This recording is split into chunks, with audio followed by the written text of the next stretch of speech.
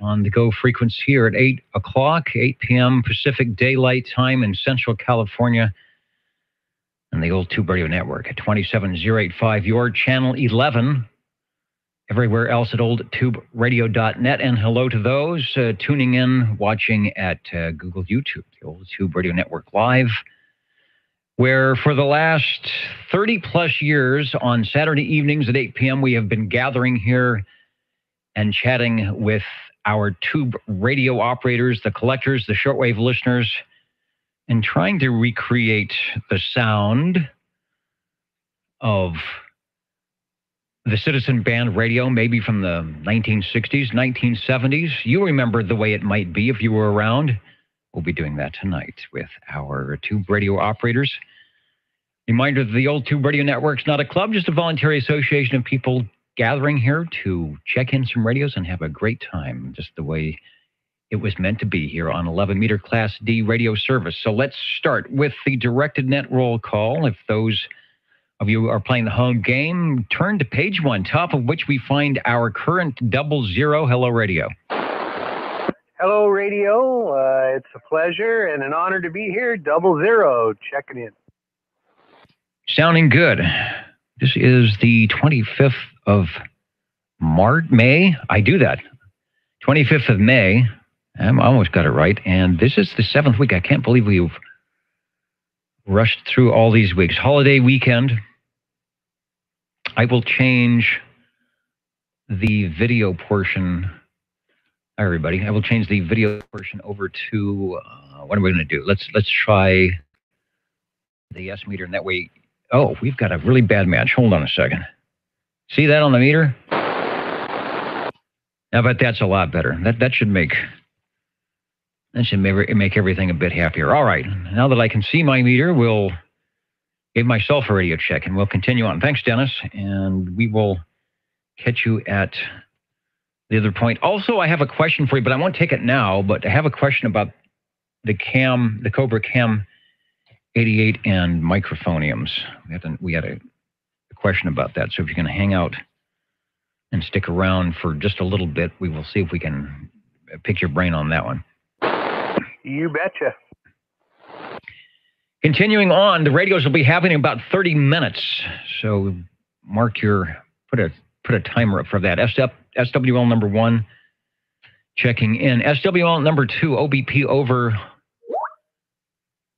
on the video side. If you log into the video, make sure you say hello to Mr. OBP, who keeps track of our sunspots. And it's a very easy job these days because there aren't a lot of them. But that is going to change sooner than later. SWL 3. SWL 4. SWL 5. Checking in 5. Ida Mama Rose waved a big hand at me this week. Looks like she's doing well. SWL 6. SWL 7. SWL 7, checking in. In the air chair tonight, sounding good, and we have you checked in as the sun is getting to the gray line. Could have some weird skip conditions here. Thanks for checking in. Getting those summertime conditions, maybe. SWL 11 and 12. Jim and Lisa checking in via email. SWL 13. Sometimes checks in on Facebook. oldtuberadio.net. I guess I should refresh the page and see if he's out there right now. Not yet. Keep an eye out for Michael. SWL 14. From the big town of Easton, SWL 15. SWL 16. Shortwave listener 17. SWL 18. SWL 19. SWL 20. SWL 20 here, also check in 29, and I'll have hopefully a radio later. A radio is a good thing. Got you checked in, and I will get the other stations at the appropriate time. You bet. Talk to you later.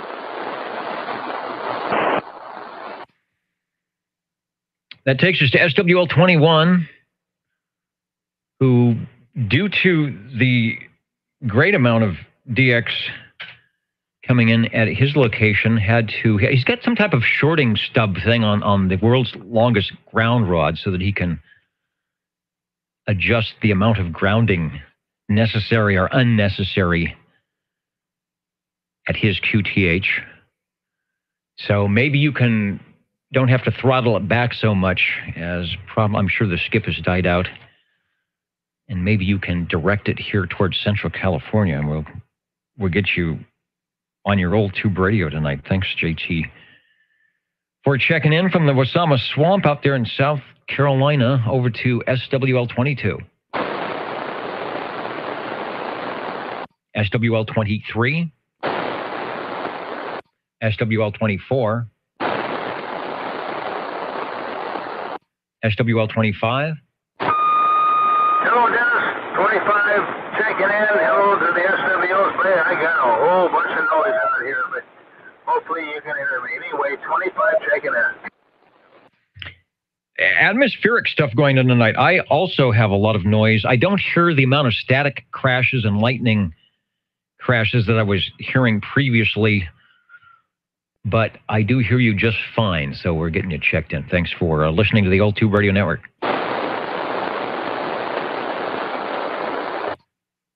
Reminder that I do not have the crossband radio active, so if anybody is out on the frequency over there and can hear a check-in for the Old Tube Radio Network and can get to this frequency, I would appreciate the relay. Looking for SWL 27. I almost heard something out there. I think I hear something out there. I don't know.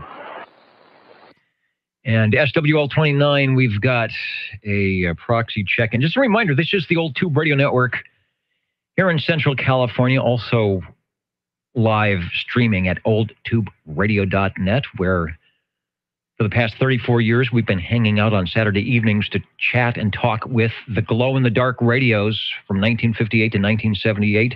Right now, the roll call of the shortwave listeners going on. Radios will be happening soon. Over to SWL 31, if I find the right mouse, and we'll get a check-in for Robert and Teresa. Robert, who, I don't know if you saw my post, but you made it to not the Dayton Hamvention, but the Layton Hamvention, which is always put on a week later. And you might find some deals.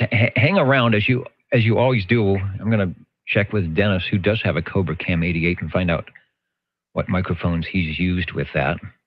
Maybe he has some helpful hints on what might work or what he's done. So we will check in with SWL 77 in that mode of operation. Okay. And it's the connector. We'll talk more about that. I think Harvey's up there too. If it's a 4-pin or whatever, and see if we can't find out what the proper name is. So when you do a search, you get something that looks like the thing that you want. Thanks for checking in. Over to SWL 32. SWL 33, Boso Control, the Jingle Singers are here. We did some practicing on the lines here earlier. It seemed like all the levels are okay. SWL 34. SWL 35, Mr. Bill, I thought I saw him reply earlier. I am checking through the notes. I don't see him just yet. I think we probably sent some inclement weather his way. Maybe he's dealing with that. SWL 36. Comment. Comment, go. Yeah, it's Proxy Bill, and he's dealing with some really bad weather. He may even be out of power right now.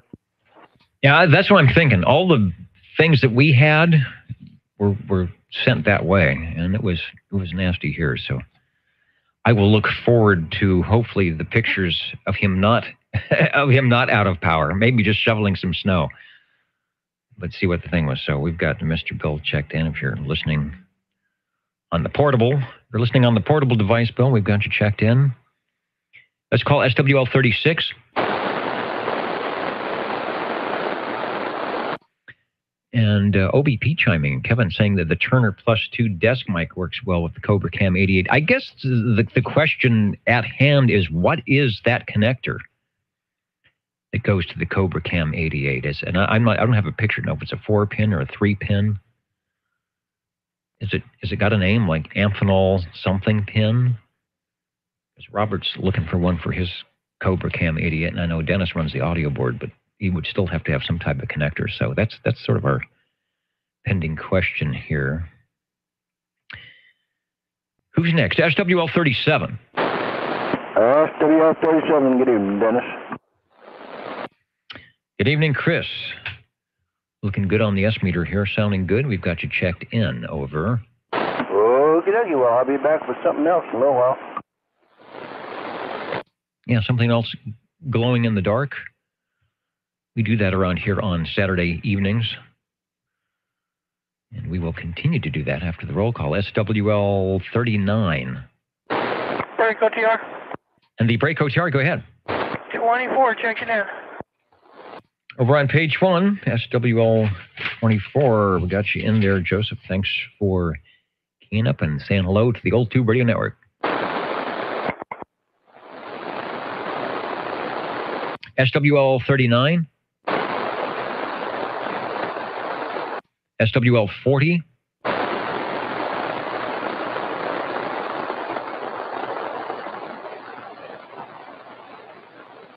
And, I did not, let me say hello to our digital listeners who are out there filling up the grandstands here, the top of which, Mariposa, Independence, Kansas. I think that's Toby.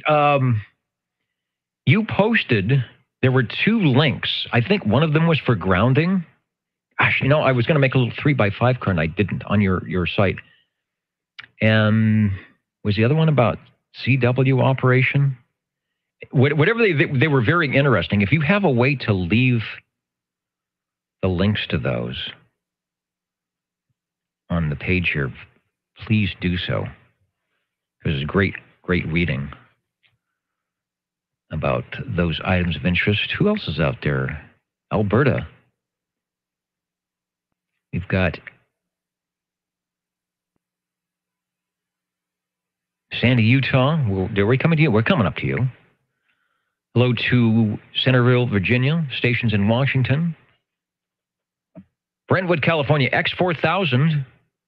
We'll check in X4000. Somerville, South Carolina, of course. Woodland Park, Colorado. I think I saw you on earlier, and just as you signed out, we were getting 10-meter beacons from Colorado. I'm thinking maybe, but the skip didn't last long, like 30 minutes or so. So maybe we'll get those beacons coming up again. Maybe we'll be making it into Colorado tonight. Anyway, I want to continue with the roll call, but wanted to acknowledge our stations listening at oldtuberadio.net. Takes us to SWL 41.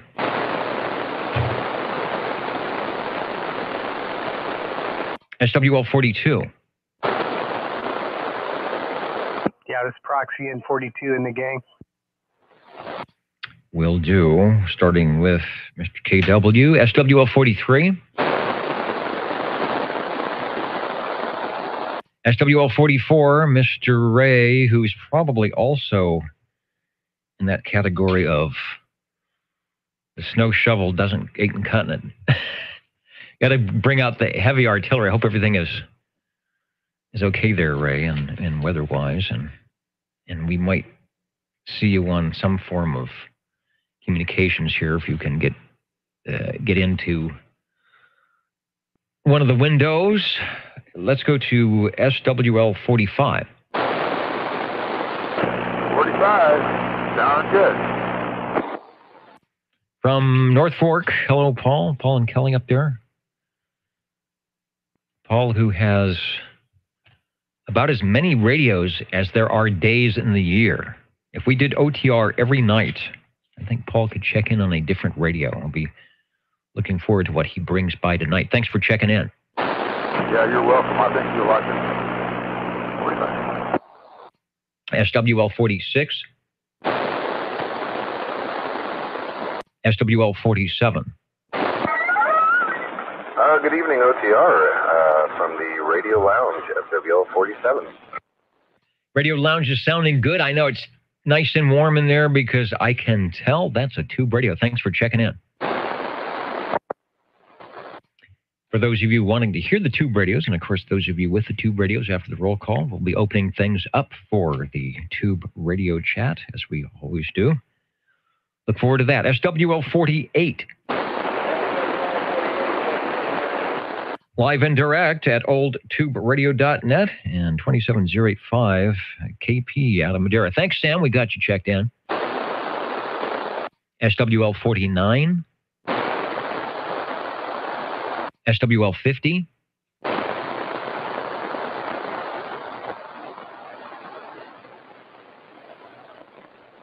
SWL, did I say 50? SWL 51. 51 checking in. SWL 51. Hello, Dave. Let me get in the proper spot on the page to give you the X in the square. Mr. 305, thanks. And Rob mentioning that we could be starting to hear the Colorado Central California connection out there in Zero Land. Wait, was it? And I got rid of the page. W0RIC, that was the beacon, 5 watts. That gentleman has a very nice old tube radio station, from Collins to Johnson Vikings to Drake's to the Heathkit DX60B, which I have here. They've got some good tube radios there in Colorado. Looking for SWL 52. SWL 53. How you doing there, Dennis? 53 checking in.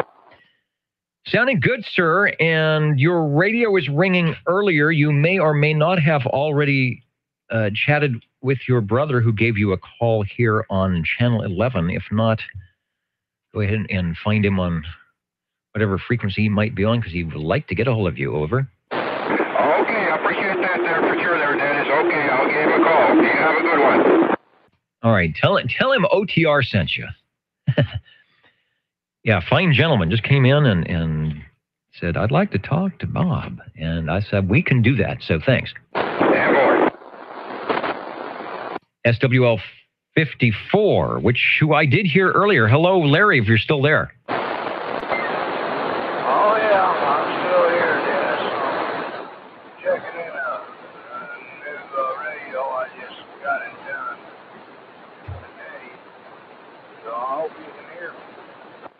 I can hear you. Radio sounds good. Sounds like it might be one of the Browning Laboratory specials. Over. Yeah, I got to fix my squealer in it yet and everything, but it's a real clean Mark III. It's really good. I just got to finish it up, you know. Yeah, nice audio. We're far apart, so the signal's not really strong on the meter, but the audio is really nice, perfectly clear, good Browning audio as always, and the ping isn't bad. It's pinging, but I know what you'd like to do. Got you checked in, and we'll also make sure we get that radio on the list. Thanks. Yeah, I'm gonna try to check in one, but stay up here enough to do that. I got one up here. I haven't checked in ever. It's a 4-channel, just in one box, and double or something like that. It's kind of on the weak side yet, but I'll get her up there where she belongs. I'm going to try to check that in tonight if I can get the time. Cool. We will be listening. We'll get through the roll call here, and we'll be listening for you. Maybe get you in at the top so you can get checked in and also get into bed. The sun is just going down, so we might be able to work things out. Thanks for checking in. Also waving a hand, SWL35 on the big page at oldtuberadio.net. Hello, Bill. We were talking about you. You probably heard us. Hopefully you are not total battery powered there and have some AC, DC, or whatever you need. Checking in from Cheyenne, Wyoming, and looking good doing it. We got you. Thank you for waving a hand on the big page. We are looking for SWL55. From the high country, again, 55. High and dry, maybe not for long. Here we're going to have another storm coming in, so enjoy it while you can. We've got you checked in. SWL 56. Good evening, Dennis from the net. 56, just for kicks. 56 out there in, or near, what was the big yard sale? What was the big block sale, multi-block sale today? Was it Terrace, Harvard? It was one of the ones I went by and saw the sign for it. I did not, of course, I did not go. It'd be better just to start walking from here, I think. Sounding good, sir, and thanks for listening to the Old Tube Radio Network.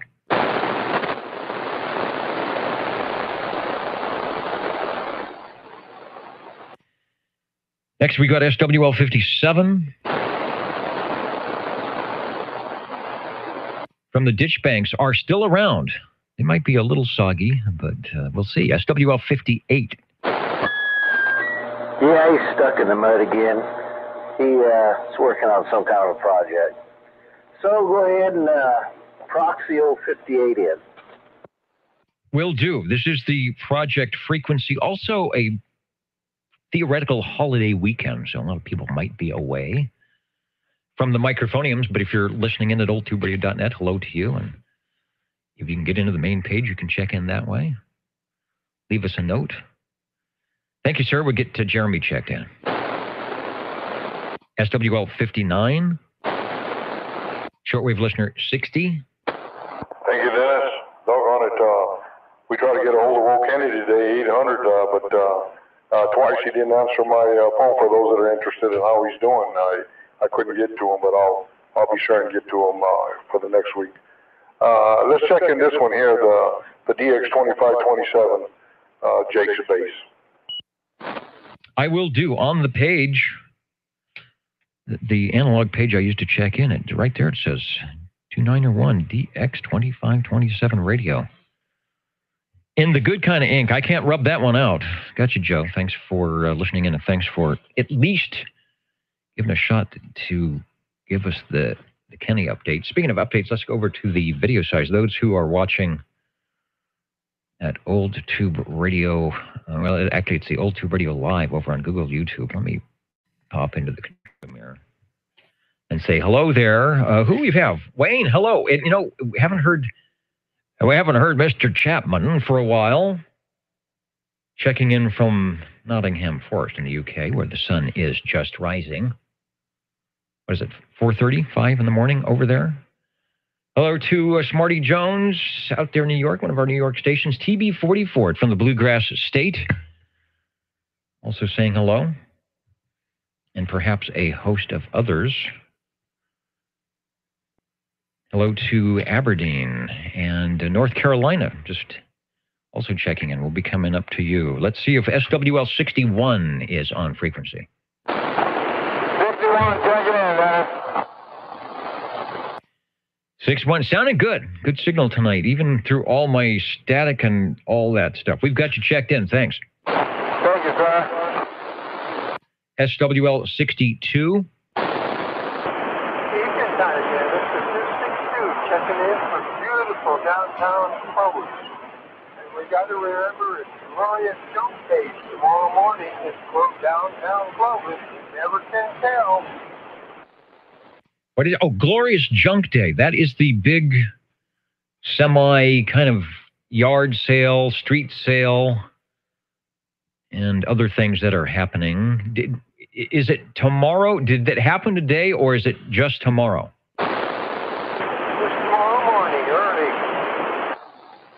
All right, early. Well, that's a good thing. That means, because I was thinking if it was today, then tomorrow is sort of the second day, and you might not have the best selection of the junk. However, early morning tomorrow for all you junk hunters, downtown Clovis, probably Pulaski Avenue, and affiliate side streets doing their thing. Thank you for the update, Rex. Lucky Lindy checking in once again. Thanks.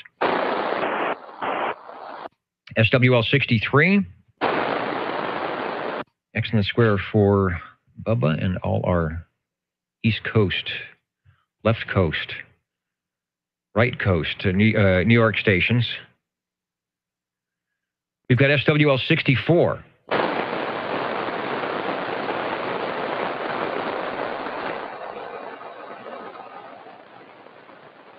SWL 65.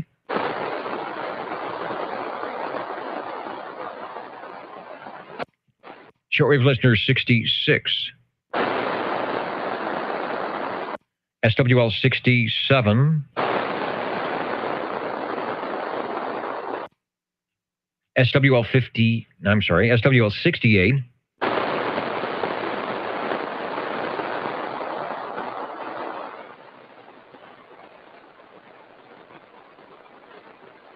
SWL 69, hit a proxy in for Ken. SWL 70.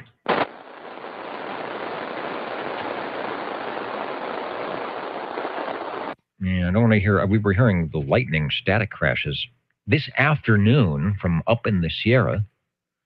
So I would like to not hear them at least for a couple of hours tonight until we get ready to sign out of here. SWL 71, Stan, we checked in early. I mentioned he's got an early call. So I think he put the cover on the Pierce Simpson Guardian 23 out there in Dallas, Georgia, and may be listening in on the portable device with a good book in bed, maybe. I don't know. Anyway, thanks, Stan, for checking in. Over to SWL 72. SWL 73.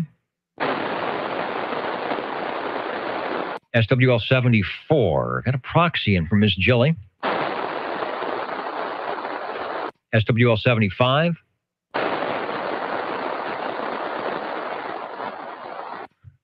Checked in as 00, SWL 77. Yes, sir. 77 on the Tower of Power out of the Tower District. Checking in and waving a hand to all the listeners. 73. 73, 77. Oh, before you go, just because you were here, the Cobra Cam 88. I know you were running, I want to say, the audio rack through it at one time, but did you have a standard microphonium on that radio? I'm just curious what you used. Currently, an unamplified D104, which works quite well. But the radio does favor the Turner Plus 2, and I have run the Turner Plus 3. But between the two, the Turner Plus 2 really sounded good on that radio.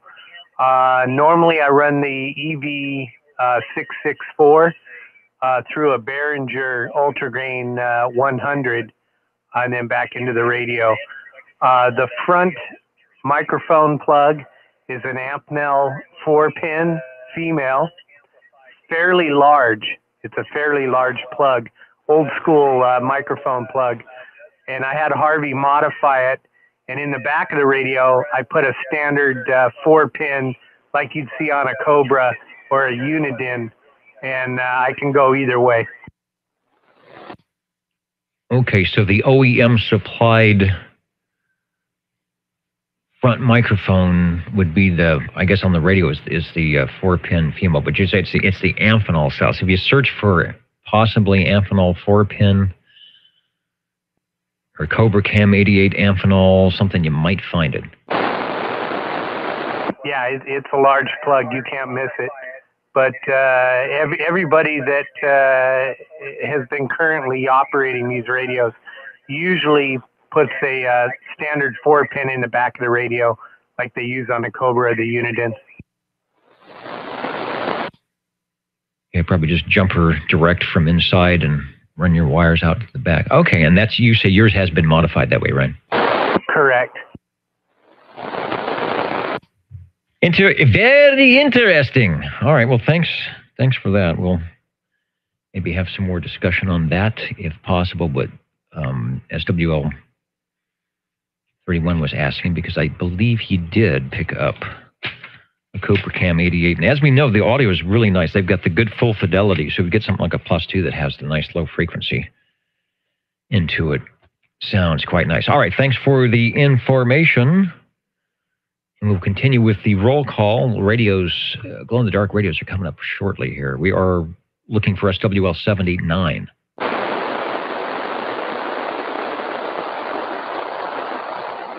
SWL 80. Over we go to page 4. Hello to our station listening in from St. Paul or around St. Paul in Minnesota, the Old Tube Radio Network. We do this every Saturday evening at 8 p.m. Pacific time, where in just moments we'll be listening for the glow-in-the-dark vintage tube radios. We have some pretty nifty, neato collectors out there that spend a lot of time and radio room real estate to get these radios on the air for us. Looking for SWL 81. 81, checking in. Audio, 81. You have audio. I'll take care of the video part, and we've got you checked in. Over. Okay. That looks like it's almost 2 weeks to speak. So I'm going to save it and talk to you in a few. All right. Don't want to. What do they used to say? We don't want to wear it out. And at the very top, when you drive over to the ditch banks, you look for the highest point. Like if you're down in Southern California, you look for the highest point, that Hollywood sign or Empire State Building, or was it Coit Tower? The highest point over there on the Biola ditch banks, and you will find this station, SWL 82. 82, checking in from the ditch banks of Biola. And Dennis, somebody wanted to tell you hello. Rob in Colorado, N0RU. Talked to him on 10 meter, I guess it been last Sunday. So anyway, he wants to wave a hand, and he is a OTR listener there on the net. Yes, he is. In fact, he made a comment that I just missed. I've just refreshed, saying that he had talked to you on 10 meters with a fairly decent opening. We had one this afternoon. I was listening to the 5-watt beacon out of Colorado at 28,236, I think it was. So good things can happen. We are at the bottom of the cycle. It's only going to get better. So thanks for saying hello to our station. I look forward to chatting with a lot of the stations that are checking in here in various modes and frequencies. You just never know. We just might have our own little chat frequency. Maybe we'll be down at 28. What are we at? 085, maybe like 28,385. That could be something we could arrange when things start rocking and rolling. Thanks, Ron, for checking in. The break OTR, go ahead. SWL 40, checking in. You've made it through the Chinatown Dragon to your microphonium, and we've got you checked in. Over. Yes. I survived the Chinatown Dragon, but I spent most of the day laying tar on the roof. Oh, what fun. Wow. And we might need it. Apparently there's another storm coming in tomorrow, so hopefully it's the kind that is the rubberized, waterproof, or whatever it is that you needed to do, and you have not only kept your humble abode safe and sound from the H2O, but maybe some others as well. So sounds like you have a deserved and earned bologna sandwich in the making, and we've got you checked in. And the break OTR, go ahead, over.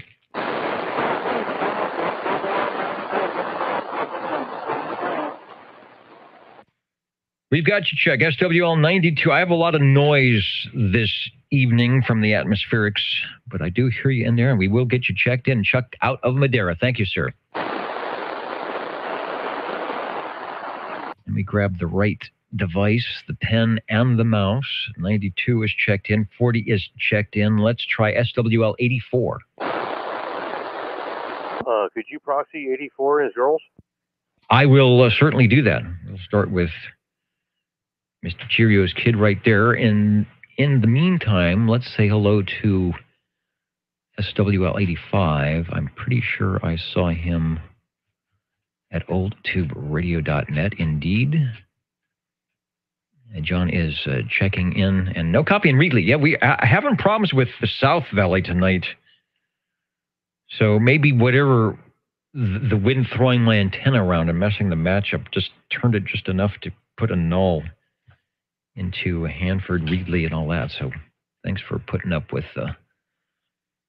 as WA1HLR would say, the piss weak and yellowy station here. We've also got check-ins for SWL 86, 87, and 88, and that is Mountain Maid, Tandy Girl, and the Snowy Owl, respectively. Listening for SWL 89. We have a check-in for SWL 90. SWL 92 checked in just moments ago. SWL 93. Shortwave listener 98. Check it in, Dennis. Sounded good. S9. Do I still have the meter up? Yeah. I do. Is it on screen? Yeah, it is. Just seeing what I've got on the video. Thanks, Dave. Got you checked in. Break OTR. And the break OTR, go ahead. Over. 65 checking in.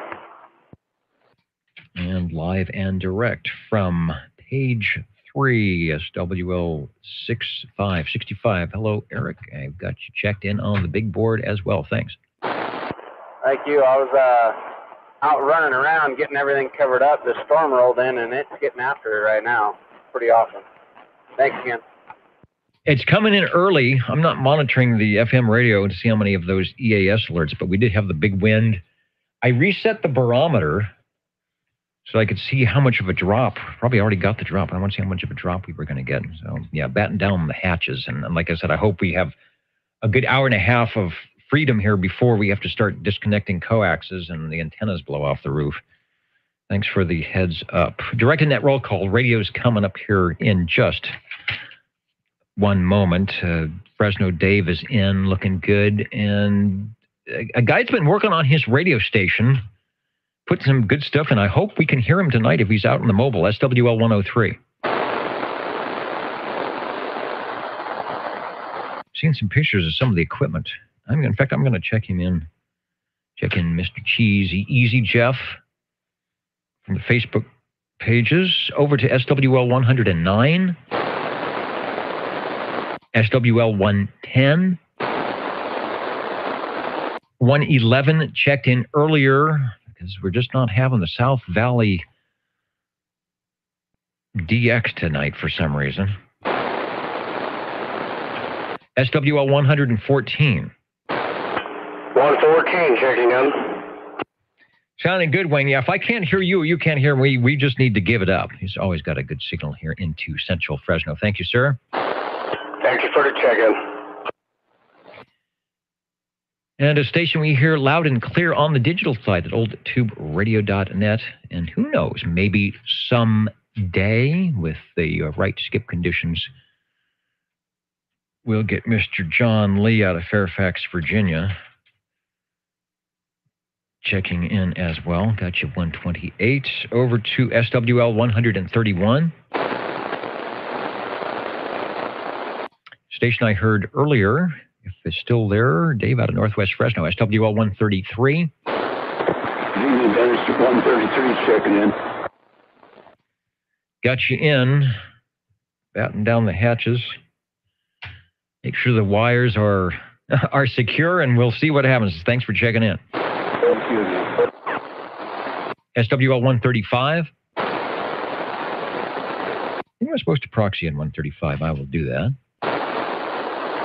Also checking in AJ, SWL 137. Let's head up the hill, see if Tony is braving the elements here. SWL 145. Yeah, hello, Dennis. 145 checking in. Okay, is the weather still hanging out okay up there? Yeah, so far so good. All right, wind is up, but things are good. Got you checked in, thanks. Thank you, Dennis. Speaking of weather, if we head over to Fayetteville, North Carolina, Kakalaki in the house. Neil with us tonight. Skip has been running hot all week, late in the morning. Just late as 10, coming in from all over, far north as Maine and Nova Scotia, south of Florida and Texas. And that's with 0 sunspots, according to Mr. OBP. Actually, there were some sunspots earlier in the week. I think they just went away, but they might be coming back. Hearing all sorts of stuff. Maybe you will hear the Old Tube Radio Network. Mid-90s, past few days. I don't think that's going to be happening pretty much sooner. We're going to send some stuff your way. And Neil reminds us tomorrow to thank our servicemen who gave us their service. Tomorrow, Memorial Day, their special day. So thanks for reminding us about that. We are heading up to, where are we going? Coarse Gold, SWL 195. Good evening, sir. 195, the Coarse Gold Starliner. If you can see the stars, don't know if the clouds have moved in yet. You're sounding good here in Midtown Fresno. Thanks. Some blue sky. Probably not for long. See about that moon, doing some moon bounce down here into Central Fresno. And over to SWL 226.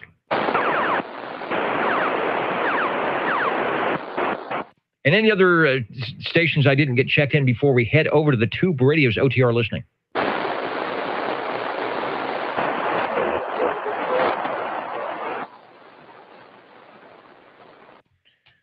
I will be back in just a moment. I'm going to set up for the Tube Radio check-ins. If you have a glow-in-the-dark radio, which I hope you do, get it warmed up, and we'll see if we can't check them in here, because that's what we do best on the Old Tube Radio Network. Back in a moment.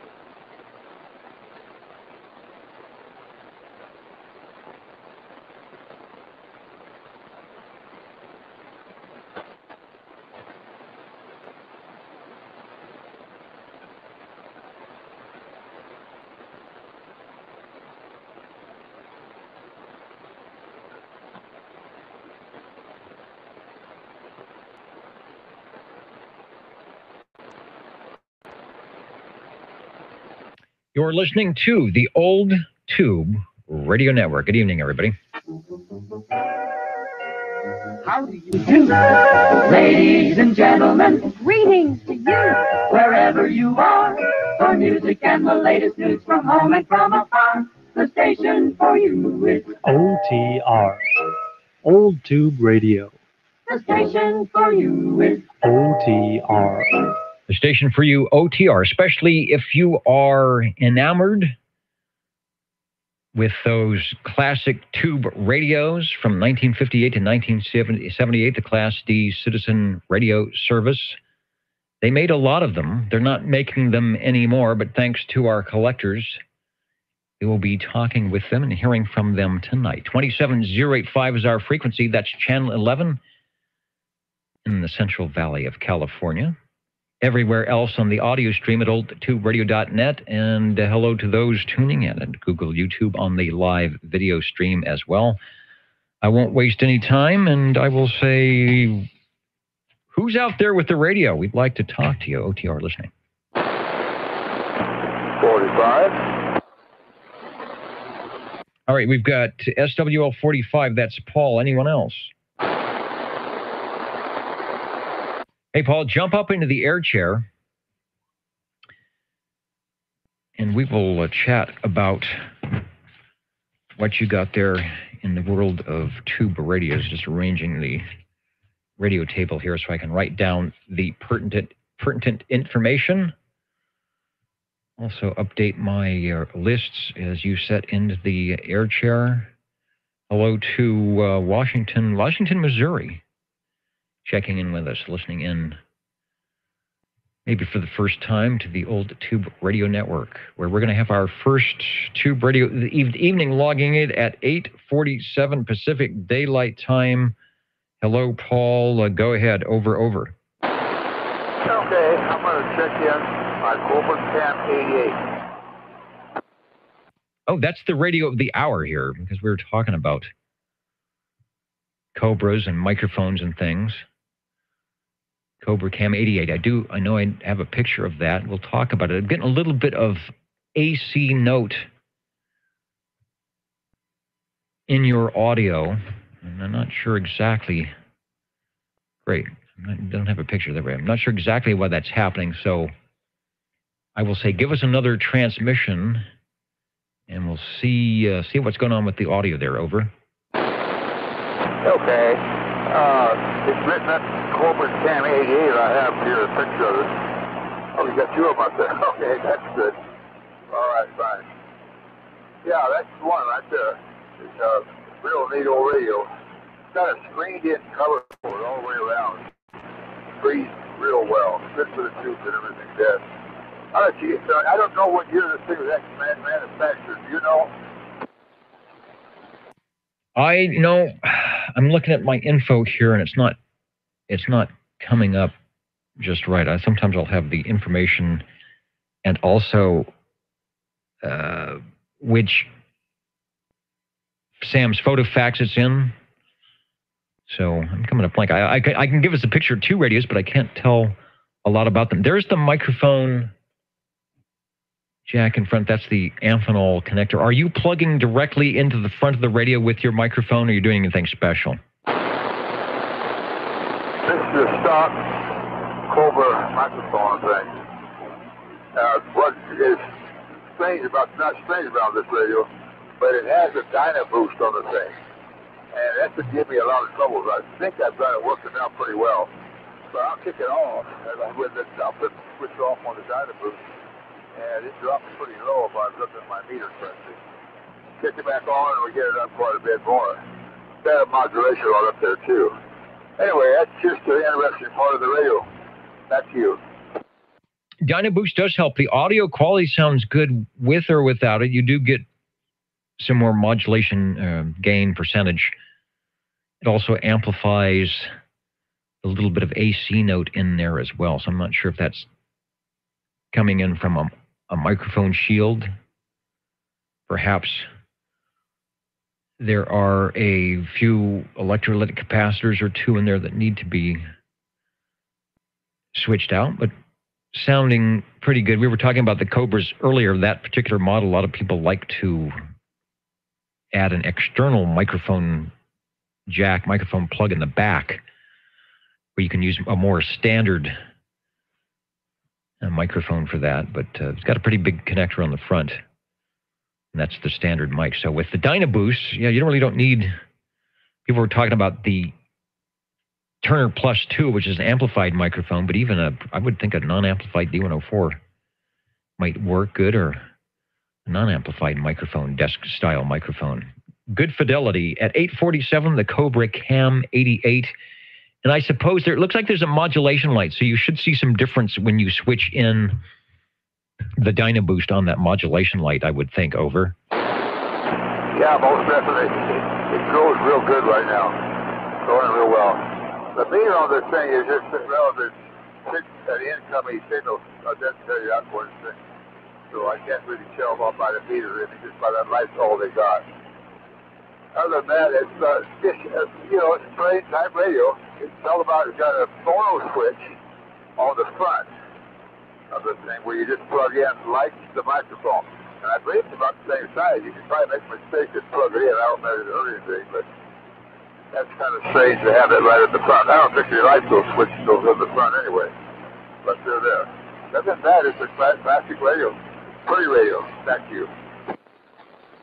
It is a pretty radio. They always sound good. They got good signals, really good fidelity audio.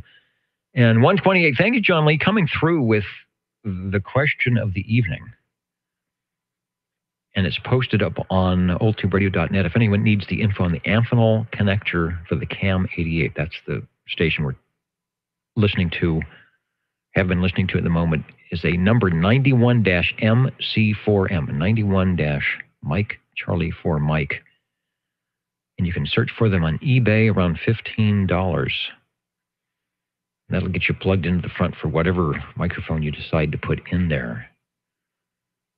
So thanks for the Cobra Cam 88 information from everybody this evening, and hopefully that'll help Robert on his quest to get some audio flavor into his Cobra Cam 88. You are Radio 1 on our list tonight. There will be more, but Paul, I thank you for getting us started off. The Cobra Cam 88 doing a good job. And as you will hear if you listen to the archives or watch the video back, just a bit of an AC note, not quite sure where it's coming from, but it is not more than your modulated audio, so I can understand you just fine. Back to you for transmission, and thanks for bringing by the Cobra Cam 88 tonight. Yeah, okay. I was thinking about perhaps putting a power mic on this thing, but that Dynaboost seems to help a lot. I don't know why I want to go to the bother and change it up to over mic or not on the thing, but that would be the switch that I'd have to use. I'll just use this one, of course, 4 into it. But for now, it's working. Thanks, Dennis, for checking it in. All right, methinks the advantage, but there wouldn't be that much because you don't need a power amplified microphone. But the advantage might be that you could run with the Dynaboost off, and that might lessen because the Dynaboost is increasing the amount of hum, the amount of AC note coming through. So you might be able to decrease that by not running the Dynaboost if your microphone has more gain. And we're assuming that the AC issue isn't coming from that particular microphone with a bad shield or something, because if you took off the microphone or a different microphone, that might be something to check too. See if you still get the AC note with a different microphonium, but possibly if you didn't need to run the Dynaboost, you'd have a little less AC note. Thanks for the Cobra Cam 88. And the Jingle Singers are saying before we go to another radio, they would like to do well, actually it's early. Normally we wait till the top of the hour, so I think I'll do that. I will say, if there's anybody that would like to check in, we're listening for radio number 2. 77. I would like to do just that. All right, we have someone who would like to do that, and also 77. So, Dennis, hang on, because I have a suspicion I know what radio you're on. Give us a little time to talk more about it. And the station that says they would like to do just that, check in a radio. Give it another key up, and we'll log it in here. Yep, 50 checking in. Thought that might be you. Let me go to the SWL list because I noticed that we don't have your X in the square.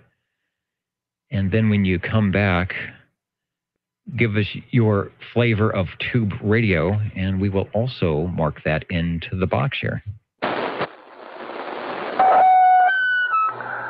Double trouble. Golden Eagle Mark III, And a standard banana rim microphone. Golden Eagle Mark III. I don't know if there's anything standard about that radio, but sounding good. Is that the SSB or the AM version? It is SSB. Everybody's coming in so loud tonight. They're resetting my audio levels. That is interesting. The SSB sounding good. We've got you in for Radio 2. We've also got you checked in. Thank you, sir. 81 on the side. And 81 on the side.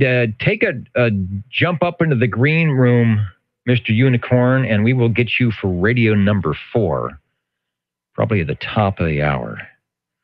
So have some cookies there with the Jingle Singers, who will be performing shortly after we talk with radio number 3 at 8:57. Hello, Dennis. Over. Well, hello, Dennis. I just fired it up just a little bit ago. Hopefully it's warmed up enough. Cam 88 with a non-amplified D104 there. Go ahead. Sounding pretty darn good on the non-amplified D104. I really thought I had a different picture on the Cobras. I don't know why. It's a very popular radio, but let me hit that one.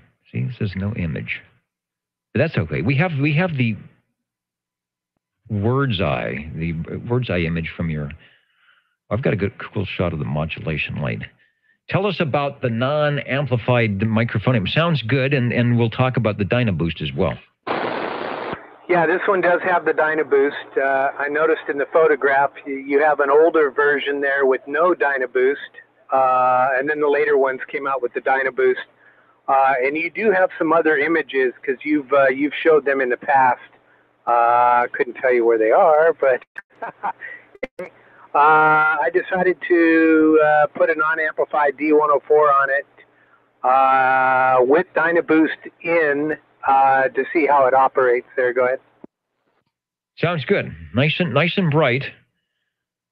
It's missing some of the low tones, low frequencies I know it could have, but that's for communications and punching through. That's often not necessary. So I can see where people like the Turner Plus 2s because they put some more low frequencies in. And if the switch is working, sometimes I don't like to ask people to start flipping switches on radios that are 50 years old because bad things can happen.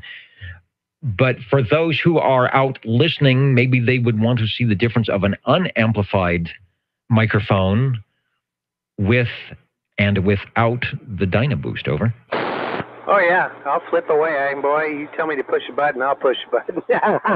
No problem. I don't mind. So here we go. 1, 2, 3 with the Dynaboost. And 1, 2, 3 with no Dynaboost. Hello, radio. And 1, 2, 3 with the Dynaboost back in. Wow, big difference in gain, of course, audio gain, and even fidelity. So on the unamplified microphonium, Dynaboost working well, and it's nice clean signal. And of course, with amplified microphone, then you got to probably run it low if you're running the Dynaboost or not. I'm not sure if the Dynaboost is just amplifying or if it's actually doing some frequency items as well. Good deal. Works great. Are you you mentioned earlier that you have the ability to plug into the back of the radio with the auxiliary microphone jack. Is that how you're is that how you're doing it? Yeah, this microphone is plugged into the auxiliary jack that I had Harvey put in the back of the radio. Now, I know all modifications might be different. Is there something you need to switch to do that?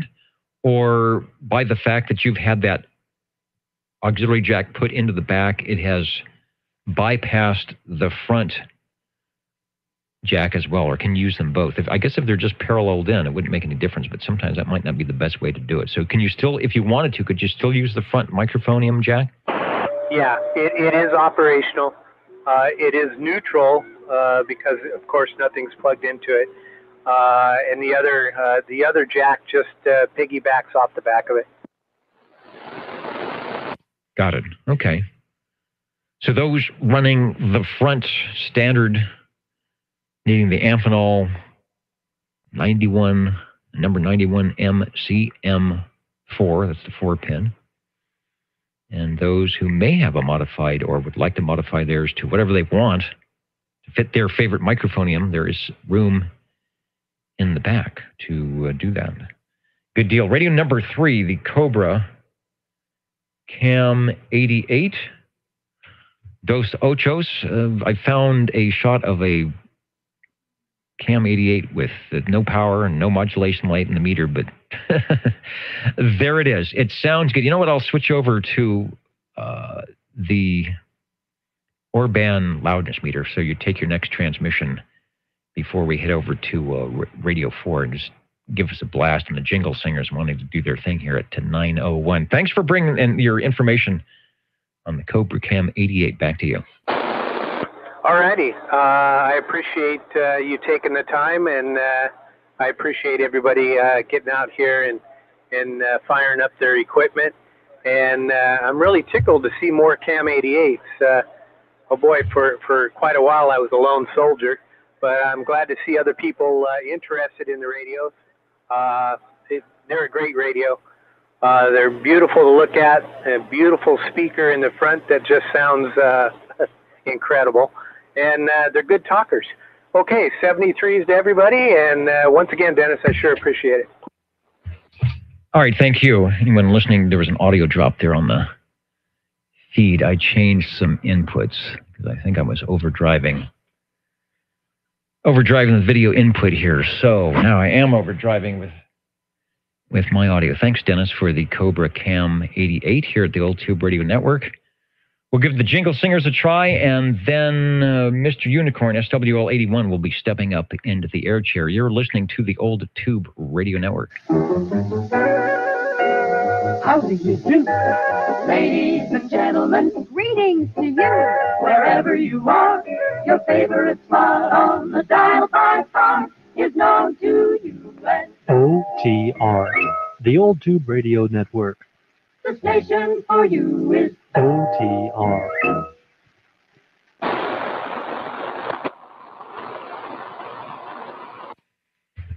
Yeah, Mr. OBP, I am using a little bit of compression on the incoming receive signals, but I made an adjustment earlier, and it was a bogus adjustment. So I used very, very little compression and just some peak limiting. So I think my peak limiter might not be quite right, and that's the whole reason the peak limiter is in, is to keep those spikes from having the internet audio say, no, I know better. I will adjust things for you, which it sometimes does. The Old Tube Radio Network, 27085. We're in Central California. Transmitter side, we've got people listening from all over, which is a cool thing. And our radio operators from the Central Valley, one of which is Mr. Steve, who is stepping up to the microphonium now, and I'm not sure what you have in the way of radio mode, but we'll find out. Hello, 81.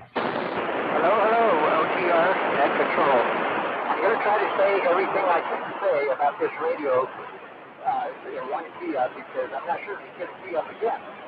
I'm glad Kevin's out here to hear this. This radio is a gift from Jim McBee, SWL number 1, who is one of the founders of, as you well know, OTR Network. And this radio happens to be, like I said, a gift. He gave me 2 of these. And this one here is the General, that's right, the General Radio Telephone MC4. The other one was the General Radio MC5, and unfortunately I haven't got that one to work yet. Although this one is just the way I got it. I haven't changed any tubes, I haven't changed it, got the original microphone. I did it, kind of dusted it off, and plugged it in. And it looks like it's still working, although it's almost 2 weeks to speak.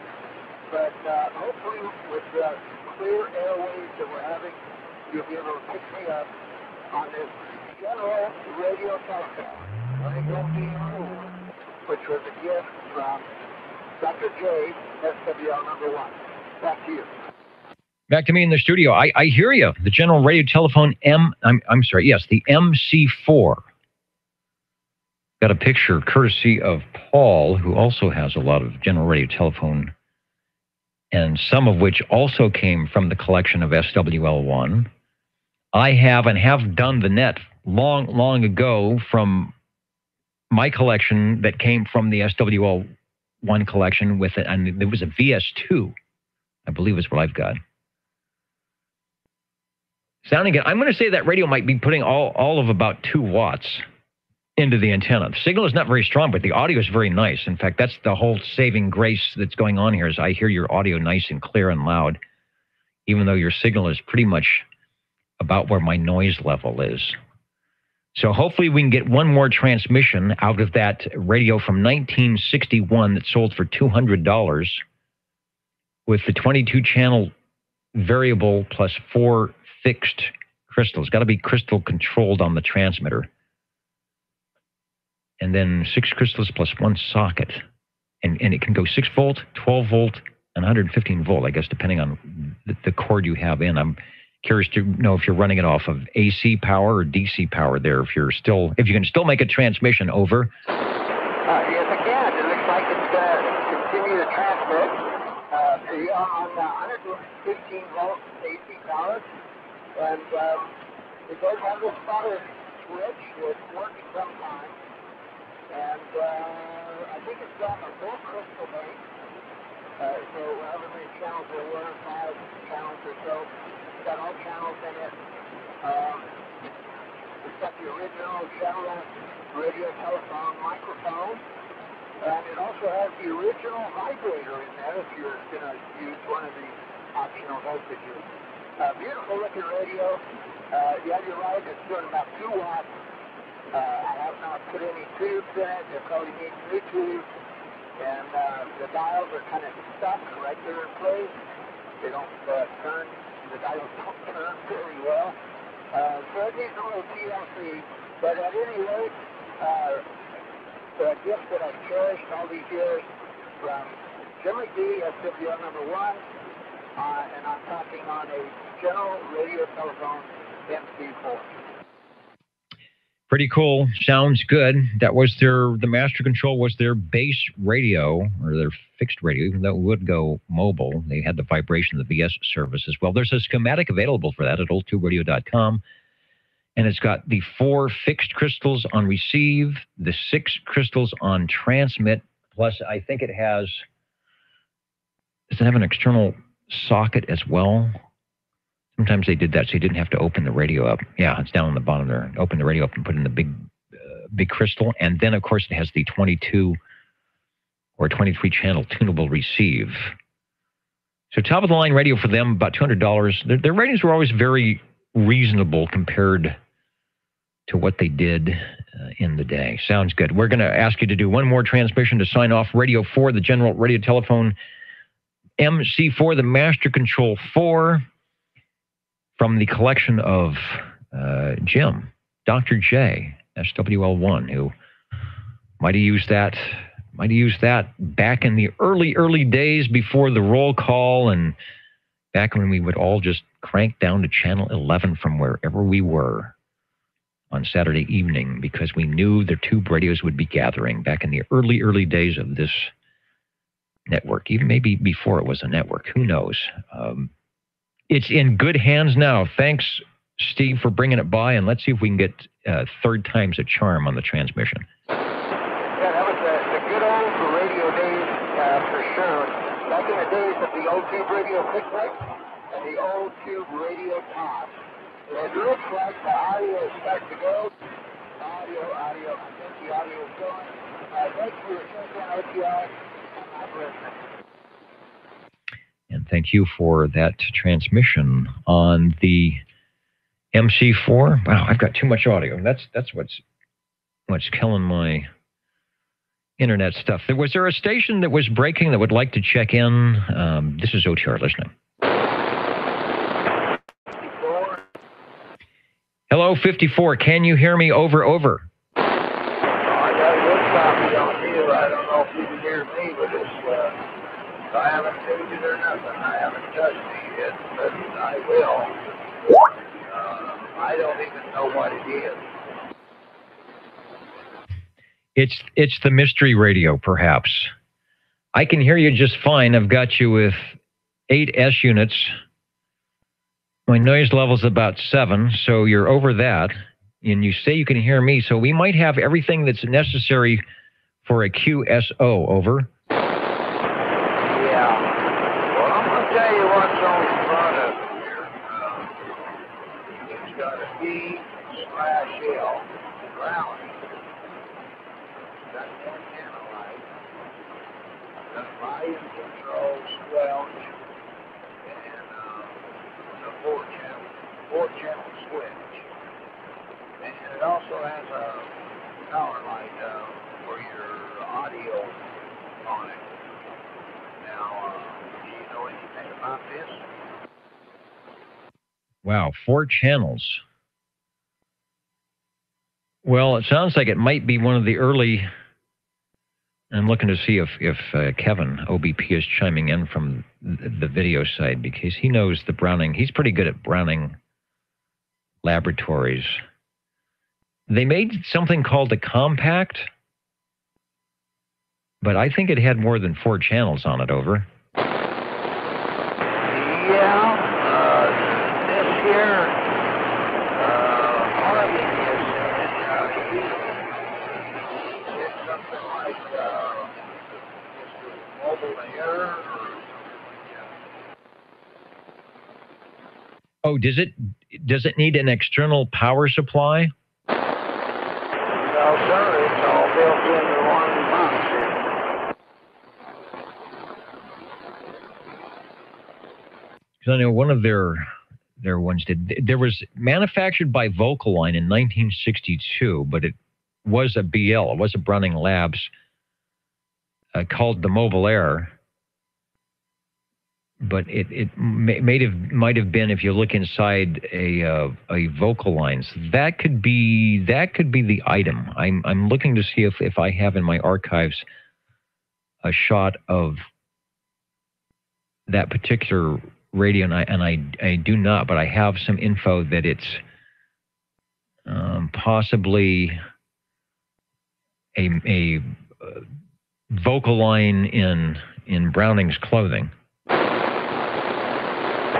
Well, they evidently it was made, I think it made for Browning, but I'm not sure on that either.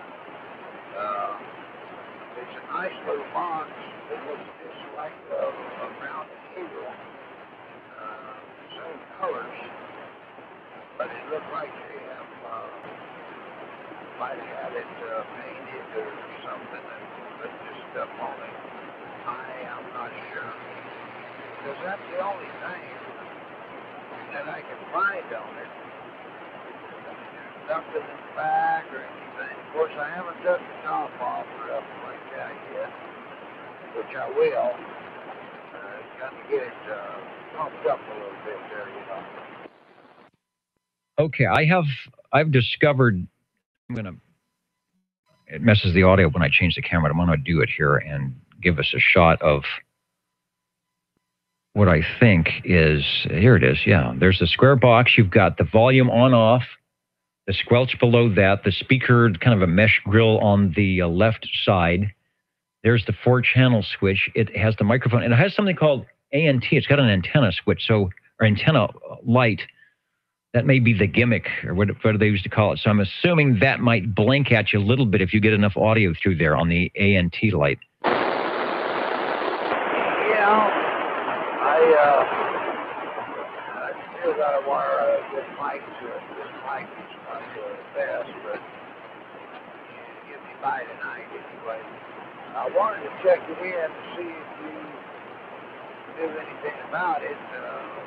Like I said, Harvey thinks it's one of the mobile airs or some other thing. He's out there, he can probably tell you, but I don't know if he even checked in tonight. Yeah, he's out there listening. I don't think he is in the Radio Shack at the moment. And from the picture I've got, I'm pretty sure that's what they have. So maybe that was, I don't have a date on it. Maybe,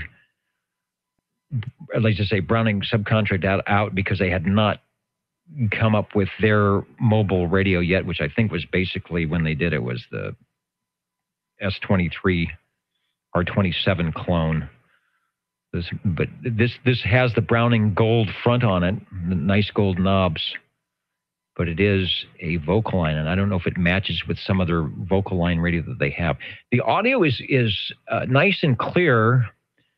You might have told me, but I didn't write it down. What microphone are you using with that? It's a D104 amplified.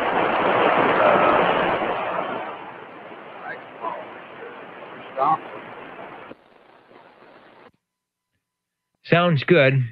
Again, you are just above my noise level, so it's hard to say if you had some amplification in the audio would help it out. Sometimes it'll just make it less clear and be louder, but it won't be any more intelligible. So you are Radio 5, the Browning Mobile Air, and when I think Harvey will be out there later, we'll ask him, for those who are interested and are be able to stay up late with us, if what he knows about the Browning Mobile Air. All we know right now is it was probably made by Vocaline. We've got some shots of Vocaline radios, but the one I've got here is pretty much what I'm figuring that Larry is chatting with us. So it doesn't ping, of course, because it's a transceiver all in one box. And fortunately, it has a channel 11 crystal in there. Otherwise, I don't think we'd be able to hear you. So, give us another transmission, but it sounds good. I wish I had a little more information on it. And like I said, when Harvey gets out there later, maybe he can elucidate. Well, like I say, Harvey, he knows a little more. He's down there.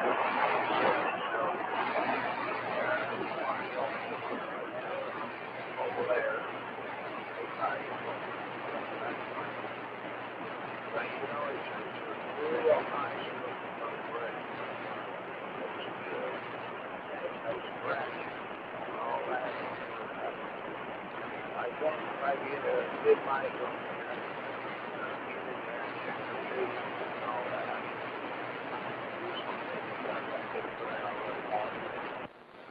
Yeah, it might help. Audio is actually starting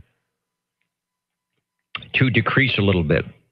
Starting to lose you in the noise audio-wise, but it's still clear. So any helpful gain, probably in the audio, would be nice. But it's working. We've got you checked in. Oh, you know what? I'll also check your frequency. Give us another transmission. Yeah, take another transmission, and I'll see where that crystal is hanging out on.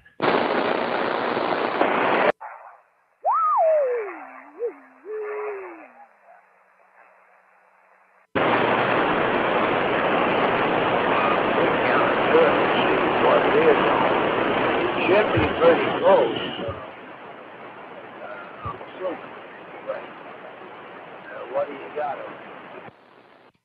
27085.3, 3.5. So it's like 200 cycles high. So it's very close. And the audio is weak. When I go to sideband, I can't even, it won't, I can zero beat the carrier, but there's not enough audio for it to detect.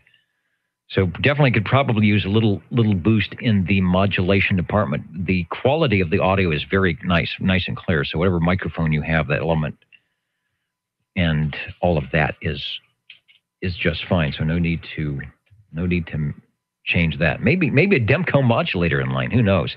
Radio 5, the Browning Mobile Air, and we'll see what other items we can find out about that before we sign out tonight. Larry, I appreciate you staying up late for us tonight to check in a radio that we don't often hear. Over. Well, it's nice to get in there and check in the radio. You know, I'm feeling better now. They operated on my eye 4 times. Now I can see out of it. I'm blind on that side. There's a tube that's flowing. Flow the nerve. Get rid of the pain. It hurts all the time. If I get rid of that, it'll be seeing out of it. Don't matter. I can work on these radios with one eye. I don't need to. Okay, Roger. Definitely. And one of our listeners who runs at least one of the Facebook pages called, let's see, Midwest Sound. Is that correct? Toby is saying we've got it pegged. That is the Mobile Air Browning. And I talked earlier about Paul being able to check in a radio day from the general radio telephones. I think Toby could do the same thing if he could hear him. Probably a radio day with a different Browning from his collections. Thanks, Toby, for the information on the Mobile Air. And I don't have a production date, but I'll take a look at. He says he has a video. Okay, so we'll check out the video. Will definitely be interesting. Mobile Air sounding good. Thanks, Larry. You got it, Dennis.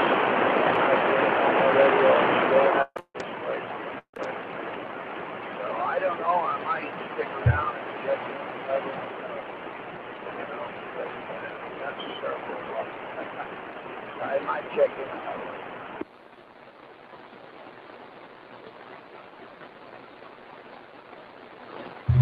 And Kevin is saying $159.99 new. I think he's talking about the Mobile Air radio. That might make sense. That would be a pretty good deal for any radio that has the Browning nameplate on it. We are looking for Radio 6 here at the L2 Radio Network.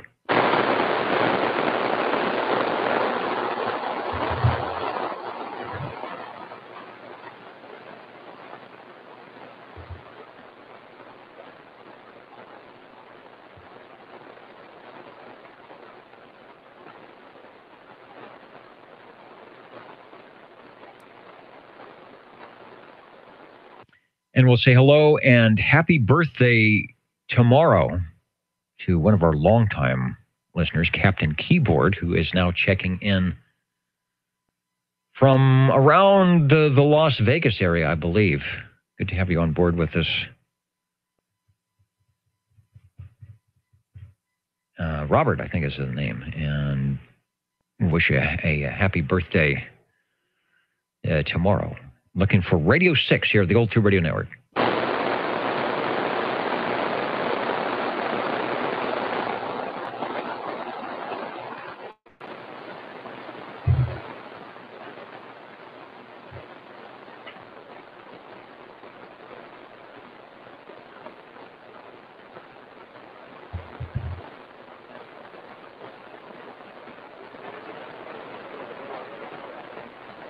And the channel has actually gotten quiet. Not as much, no static crashes, and the noise have gone down. But I'm starting to hear what appears to be possibly skip or some DX. So we'll keep an ear out. Maybe we'll get some E-skip tonight as the storm is approaching.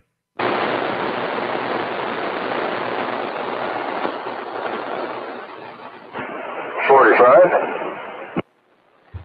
Now, there's a nice signal and some great audio. Hello, Paul.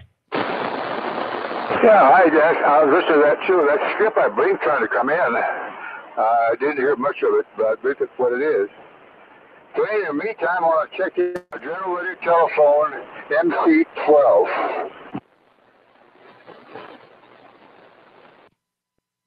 All right, you're playing with our FCC monitors. Our FCC monitoring stations, are there any left? I don't even think the one at Lawrence Livermore is. They closed a lot of the FCC monitoring stations, I think because of internet and SDR radio and things like that. And the reason I bring up the FCC is the radio we're talking with Paul, the MC12, the last general radio telephone, at least production that I know of. And I'll pop up the picture and then we'll go back to Paul for transmission. There we go. And this is Paul's radio. I don't know if it's the one he's actually talking on, but the FCC didn't like these very much, and we'll talk about that. Over to you. Okay, I know you heard this story 100 times, but I'll say it again. This that you see the picture of is mine, but it belonged to Jim. I got it from Jim, and it blew a transformer. So I went and searched around, and I was lucky enough to find this one right here from Bob Millum down south down there. He had a beautiful collection. So I I picked this thing up to replace Jim. So this is a new one. Jim's is still a one-piece sitting around, but transformer's bad. Someday maybe I'll get a new transformer on it. Who knows? Anyway, back to you. Thanks. Another radio. I think our net here tonight is being supplied by former radios out of Jim's collection, which is a good thing. Wherever he's beaconing from, he's probably saying, yeah, see, there was a method to my madness. Everybody thought I was just a crazy radio collector. No, he was crazy and a radio collector. So what can I say? The Super MC12 was some very, very nice audio. All of their Super series had I don't know if this one had the ECL 800 or not. I don't have a tube complement. But it's a lot like the Super MC11A, which did. And let's see, did they sell? General Radio Telephone sold to the Skyhawk Antenna Company in 1972. I'm not sure if this is a Skyhawk production or a General Radio Telephone production, or maybe a collaboration of both.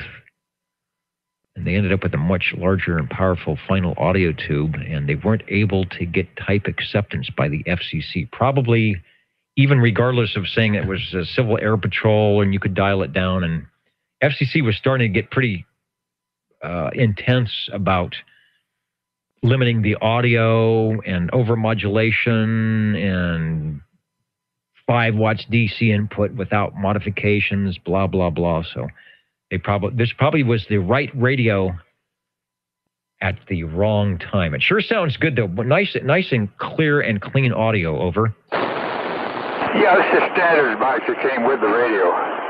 So it's definitely made for it. I think they do something inside the microphones on these things. I've run the same microphone, but the general logo on the thing, and they just don't sound as good. They're close, but not good. And this thing had quite a good feature to it, which is new.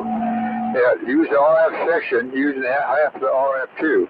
It gives you squelch and RF gain, and the squelch control itself. And it works real neat. You can really tune it for noise and everything real good. I've tuned it all the time. It's just real handy. It's nice radio.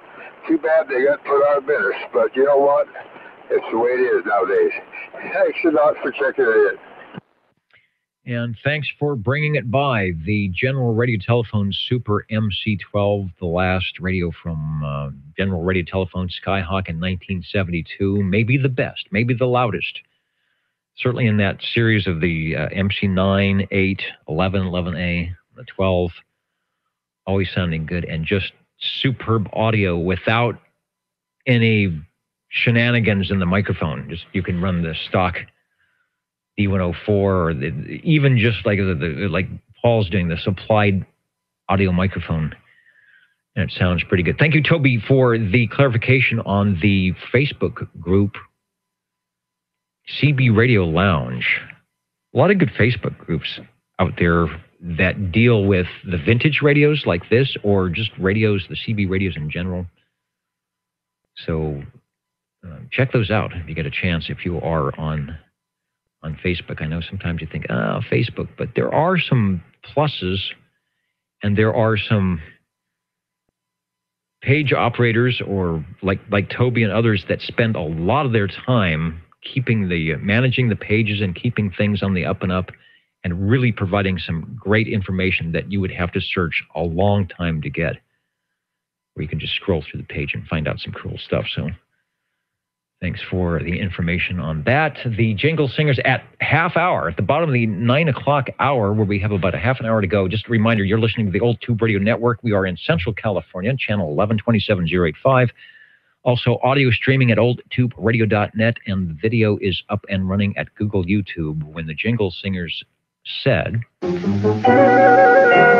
How do you do, ladies and gentlemen? Greetings to you, wherever you are. The friendliest nation for you by far is known to all as OTR, the Old Tube Radio Network.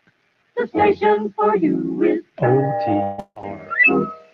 We are standing by and listening for radio number 7.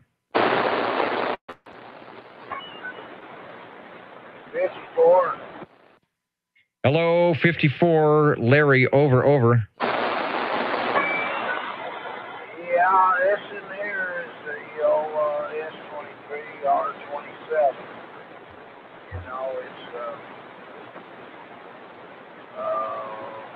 one I'm going to check in right now anyway. Good looking radio. It's another one that don't have no scratches, no nothing on it. It's cherry.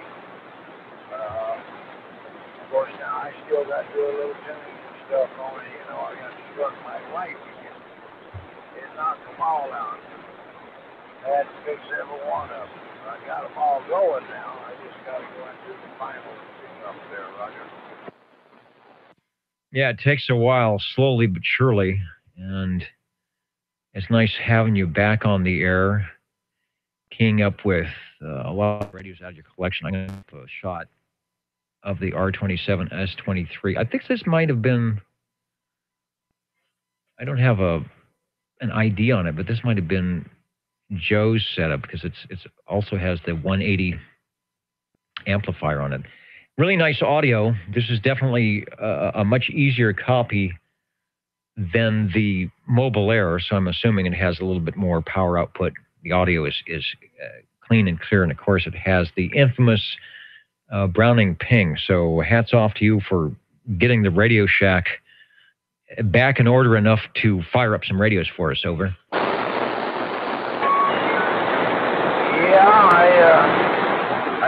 I got a mess out here. I got to, rerun my coax and everything. They're backed up. I got probably 8 of them hooked up right now. So I need 4 more. Which I have. I just got to get them in line, get them all tuned back up, and get back to normal, Roger. Back to normal, whatever that might be. Well, this is a good start. You've got 2 radios on the list. It's been a while since you've done that, and the sun is down, and you're still sounding chipper. So I think you've figured out the magic potion to keep things going. Radio number 7, the Browning Eagle, the first, I guess the original Eagle, the R27 S23. There were a couple of versions of that, a Series 1 and a Series 2. And these came out around 1964 or 1965 through 66. Not sure what version you've got, but it sounds good. Give us another transmission, and thanks for bringing it by. We appreciate the extra effort tonight. Okay, I'll give you the last transmission. I'm going to shut it down when I get through with this one here. I'm way past my bedtime. But I'm staying up later. I feel better, and that really makes me happy. I get rid of this pain in this eye, and I may be out here all the time. Anyway, Dennis, and all you the rest of you out there, have a good night. 37. And will do. Thank you, Larry. SWL54, Mr. Board Jammer, with some items from his collection tonight. He's got a really nice collection, so it's nice to be able to peek in to his radio room here on the Old Tube Radio Network. I will say hello to Chris, who just is waving a hand in the radio room, and I have a feeling you might have radio number 8 for us. Over. I hope so. Yes. We have number 8, but this is an 11. I want to check in my general radio telephone, the Super MC11A, 24-channel transceiver with the original. I guess it's original. I'm really not sure. I really do think it is, but the stock microphone. From the way you've described it before, I'm going to say that it is. And believe it or not, just moments ago, we had its, I guess, big brother. Is that the right way to say it? The Super MC12, which was the last in line for the general radio telephone. So And they said it was even beefier. I don't know how that's possible, but even beefier than the Super MC11A, which is what you have and what you'll be taking on the transmission right now. Well, I wanted to check this in for, we're going to watch a movie right now, and at least I want to get one in. And you did. Radio 8, the general, and a good choice. Good choice, because we just have the Super MC12, so people can hear the differences. They're not much. They're both very loud. The operators love them.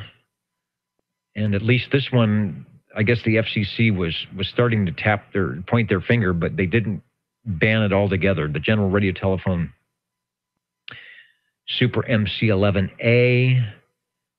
You can find more information. 24 channels, because it had the Civil Air Patrols stuck in there as well. Only 9 tubes, believe it or not. 9 tubes around the whole thing. And it's available, or rather, it's more information on SAMS 22, the CB22 on page 45. And I'm checking about 6 months ago.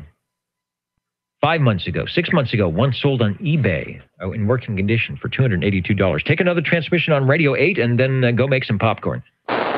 I didn't think about that. Yeah, that's all. Maybe a good possibility. All right, Dennis, thank you. And if I doubt it'll be over by the time this. So anyway, I will talk to you later. Hey, have a good one, Dennis.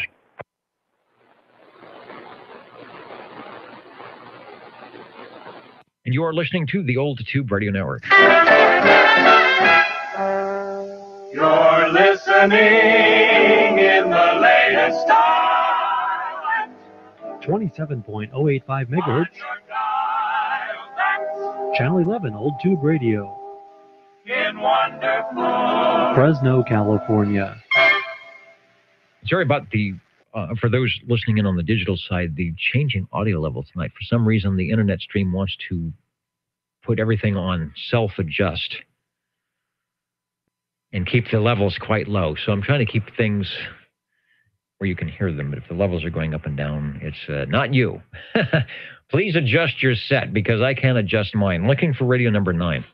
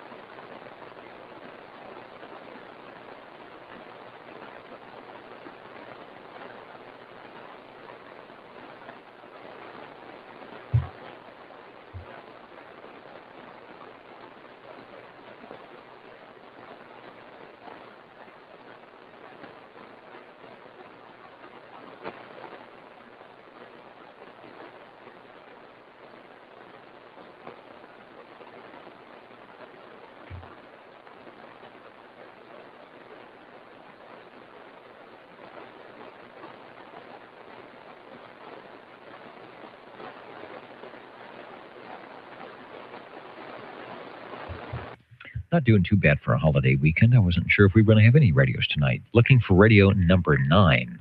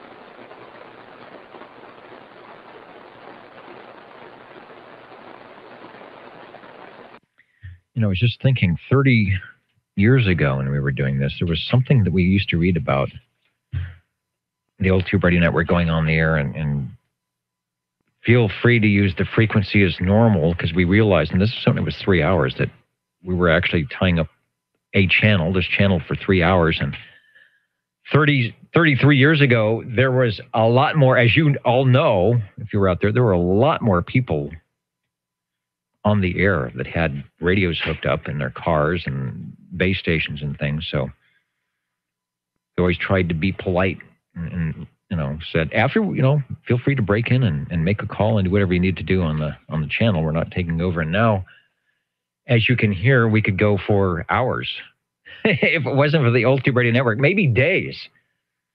If Skip wasn't in it, not hear anything. So that's how much things have changed. So we appreciate our radio operators and listeners on a Saturday evening taking time out to key the radios and say something and give those who may not have been around back in the day kind of an idea of how CB used to be. It used to be very, very busy and lots of channels active and a lot of people on the air. Not that way so much now, but there's still a lot of people out there. We enjoy the fact that they listen in and like these radios. Speaking of which, if we were to have another radio, it would make number 9 on our list at the Old Tube Radio Network.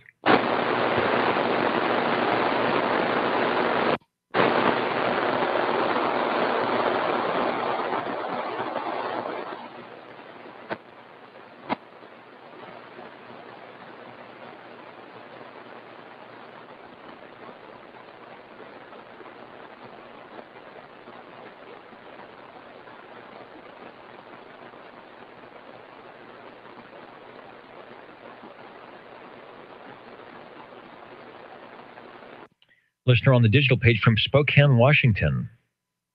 Just wondering if we can get some E-skip in the next 15 minutes. Heard the 10-meter beacons from Colorado early in the afternoon when the sun was up. That reports that we were sort of tickling the receiver in Colorado, so you just never know what might happen on a spring evening here in Central California. OTR listening.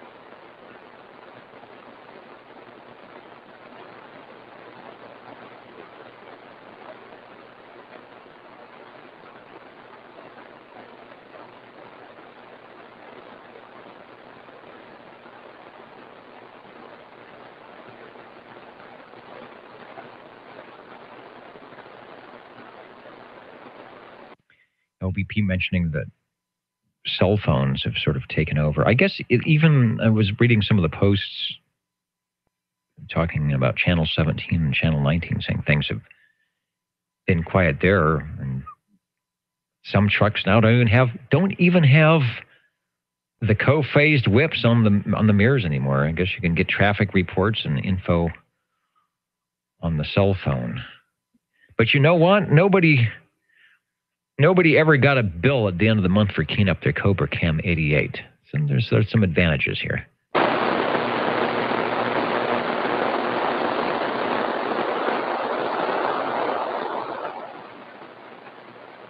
And that's when the jingle singers told us about the magic of the Old Tube Radio Network. What are the magic numbers? 27.085 megahertz, channel 11. Are the magic letters? OTR. Right here in Fresno, California. Radio Magic. Old Tube Radio. For you. Looking for Radio 9.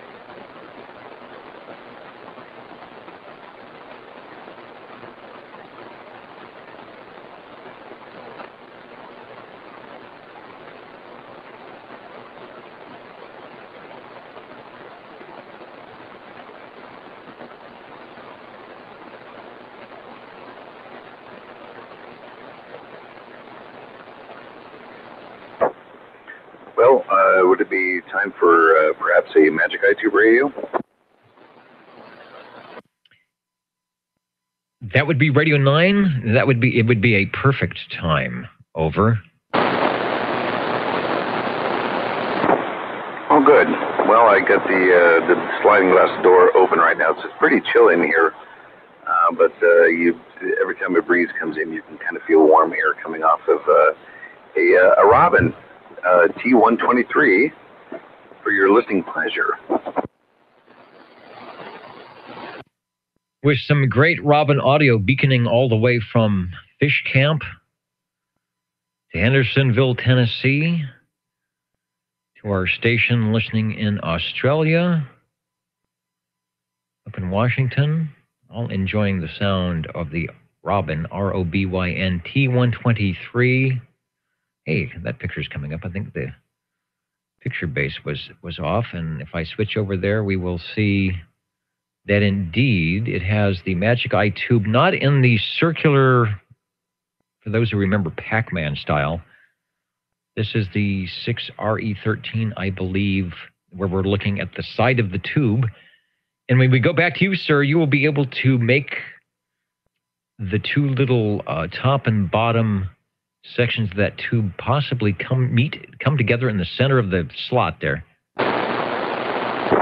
Oh, absolutely. I don't think I could have described it better than what you just did. So I'm amazed at the fact that there might be someone from Australia listening right now. Good evening, or I suppose good morning, maybe even good afternoon to you. I don't know if eBay, if there, I know there's like eBay in Germany, and you can go on eBay England. I don't know if there's an eBay for Australia, but I highly recommend if there is, and of course it's legal to operate. You got to go on there and get some sort of a Magic iTube radio, which of course I'm speaking on right now. This was the first radio in my collection, and as you mentioned, the Magic iTube, the 6RE13. That was the sales point for me. I was just mesmerized by it, and even though I'm not speaking too horribly loudly, this Magic iTube is definitely winking and blinking. It rocks. There should have been more radios with the Magic iTube. They just went to the light. Maybe it was easier circuit. And keeps down the heat, but the Magic Eye are pretty cool. And for those who have 50s and 60s audio gear, whether it's tape recorders or stereos, even some of the early Zenith radios, I think my Zenith radio has the Magic iTube that's used as the tuning indicator. When you get the strongest signal, or I guess the highest voltage coming in, the two little bars will come together. You can tune in that way. Very, very handy before meters and lights. So it's fun. That's part of the fun of, it's fun to listen, but as an operator, as a driver, driving these things is fun as well as you know. And yeah, Australia is big. I'm hoping that when the DX starts coming in, we will get a few check-ins live and direct from our Australian stations that usually seem to have very good audio over there. So keep that in mind, to be listening for us. Maybe this summer. I bet maybe this summer we'll get some Australian stations actually checking in. Over to you for another transmission on Radio 9. Oh, good. Well, I don't know if there's anything more I can really add. This one-piece radio is always a joy to take on the road. I haven't done it in a long time, and I'm embarrassed to say that. But given the right power cord, it was relatively simple to take it on the road. You definitely do. You want to pay attention to the cord that you're using and how you have it wired up. If you've got a DC cord and you somehow try and put it in AC power, it's wired completely different. At least the sprocket on the back going into the back of the radio. You do it the wrong way, and you're going to be retubing your entire radio. But this one I have not blown up. It's I don't know if it's got its original tubes or not. But it used to be really fun to take on the road. I'm definitely going to have to do that. And now that summer vacation is coming up, I hear the road calling me. I think it's time for some remote tube radio check-ins. I have a DC cord for my Regency Imperial, which I ran mobile microphone that I used. I think I used a Turner Plus 2. You could sit in the seat. And it was the same thing. There's a fuse. I guess the other issue is reversing your polarity on the DC cord. And the old cords didn't have a dual fuse. And if you look at any modern radio now, they come with both positive and negative fuse. So that might be a good addition. Possibly, if you're running mobile, is to figure out a way to fuse both the positive and the negative line on the mobile cord. But we will, as the weather improves, which it will, we'll be looking and listening for a few of our stations who actually are brave enough to go out in the mobile and give us check-ins, which they do. The Robin T123 sounding good. Thanks, Mike, for Radio 9. Also want to say hello to the mighty KUH, Brian, who mentioned that eSkip was working on 10, 11 meters. Although we didn't see many 6-meter openings. But that's a good indication, especially at night when you start getting the eSkip. We had a little opening to Colorado around 4 o'clock. But I did not go up and listen to, I don't know where the 6-meter beacons are. I'm sure they're around. I should start doing that as well, but I'm usually interested in what's happening on this frequency. It is almost that time for counting and amounting, but if there's a radio out there, we could get double digits here on a holiday weekend looking for Radio 10.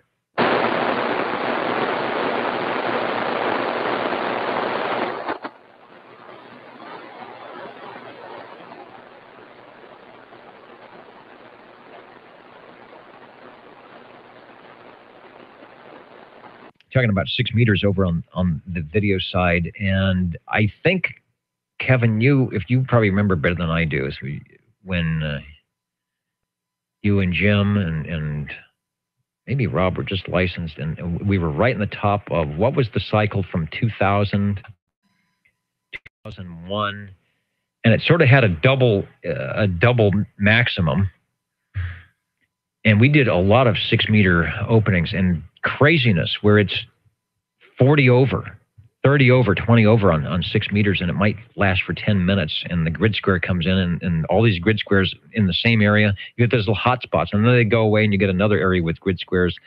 And I used to do a lot of 10-meter AM, and I would eventually end up talking to some stations I talked to during the day on 10 meters out, thousands of miles away, and we'd get an opening to their grid square on 6 meters.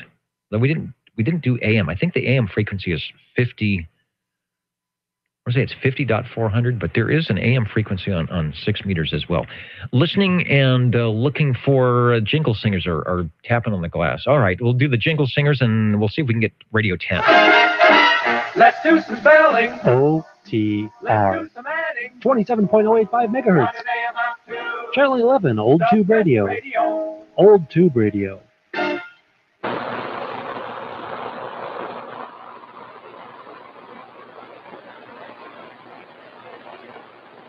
And Brian is right. The June VHF contest is coming. I believe it is the 4th, I would say the last weekend, but I think it's the 4th weekend in June.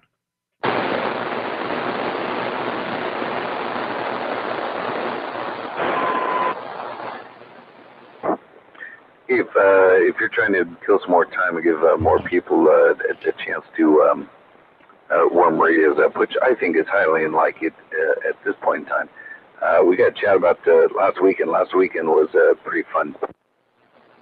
Oh, yes. Let's do that. That was your excursion to the coast. I'm not exactly sure what city, town, island you were at, but let's talk about that. And I'll try not to quick key in case we have some stations that need to get in, but elucidate on your radio activity of last weekend. Over. Okay, so first of all, I got to ask, what exactly did you get? You got an email.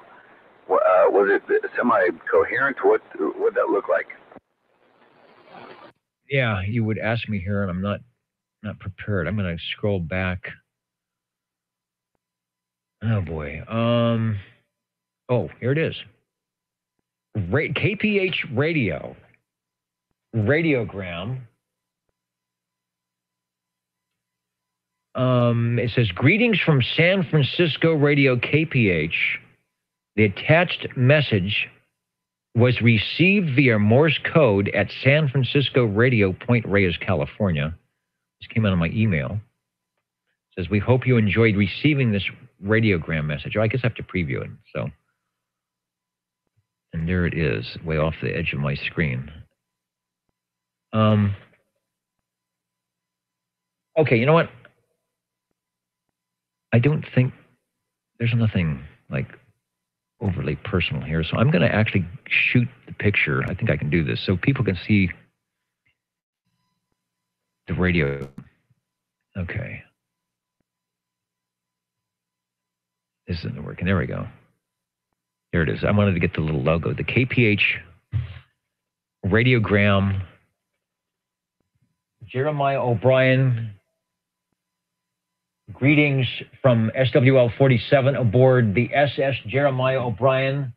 Stop. I like that. Stop. We are taking a delightful bay cruise. Stop. Sent from the magical old radio room, which smells of hot vacuum tubes. Stop. Bet regards 73. Okay, so there you go. That is, talk about old stuff. Over to you. Oh, that's great. I may have to check that out at some point in time. I don't know if you want to forward that. So last weekend, I took a small 4-hour cruise on the SS Jeremiah O'Brien, which was is a Liberty class, I guess a cargo ship. It was one of about 7,000, almost 7,000 ships that participated in D-Day. You know, the invasion of France. I don't know if invasion is the right word to use, but anyways, so it was one of like about 7,000 boats that were trying to come ashore in France and bring about the beginning of the end of World War II. So most of those ships are gone now, but this is the Jeremiah O'Brien, which right now is docked in San Francisco. I guess that's its home. It is one of 2 or 3, I can't remember, Liberty class cargo ships that are still around. I think there are only 2 that are functional. So I think a couple times a year, maybe 3 times, they actually take it out for a small cruise, which we did. I was thinking that, well, a number of years ago, I thought this was going to be a big secret of mine. I knew that the 75th anniversary of D-Day was coming up, and indeed it is next month on June 6th. But I thought that they were going to do something like they did for the 50th anniversary of D-Day, where they actually took that boat and steamed it all the way over to England and France to celebrate the 50th anniversary of D-Day. They didn't do that this time, but I remember 5 years ago I started hearing rumors that they were going to do about that. But anyways, they didn't. And last weekend they did a normal type of cruise. Like I said, a little over 4 hours, just kind of around San Francisco and out underneath the Golden Gate Bridge a couple times. So they've got a couple of radio rooms in there, and I got to go in there. One of them basically was just used for listening, and the other one, which I've got pictures of, I got to shoot you some of those. The other one's still active. It's got the original radio equipment, And the guy there, Kevin, I won't give his call sign, but Kevin was just an awesome guy. I don't know if he's listening right now.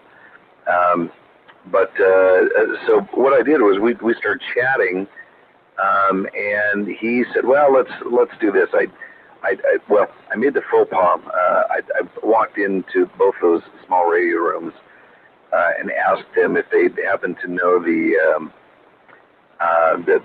radio frequency for the the wind system.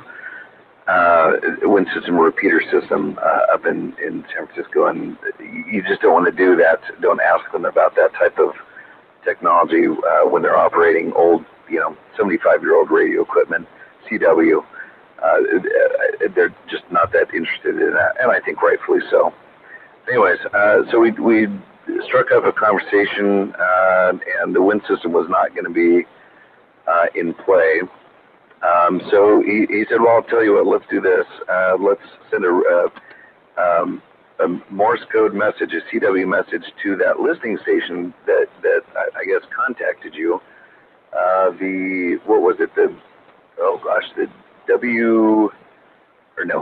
KPH radio station in Point Reyes. So to make a long story short, and then I'll unkey.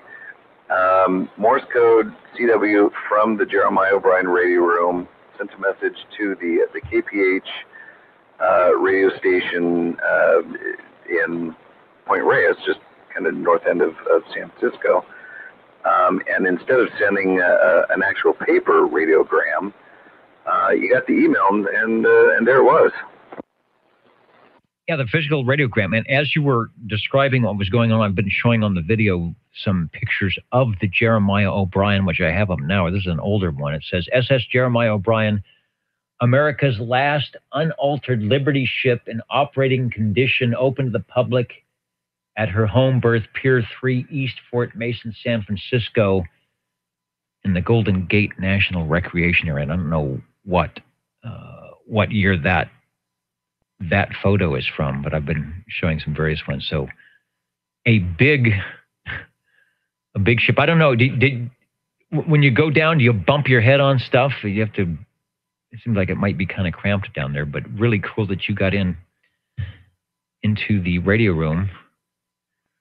I got the message, and on this picture we're seeing, somewhere in all that rigging, all that wiring, masting must be an antenna, I would think.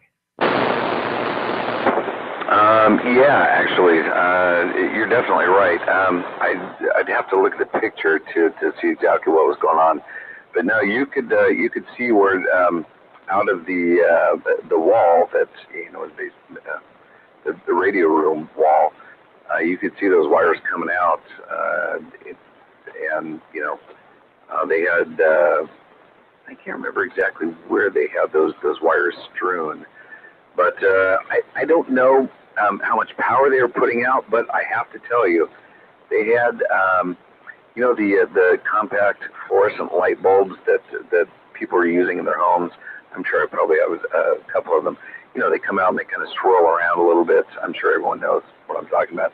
They actually had one of those just draped on one of the antenna wires in the main radio room, and every time that was sending CW, that light bulb would light up. It was not connected in any way other than just kind of being draped on that wire, and that sucker lit up big time. That was cool.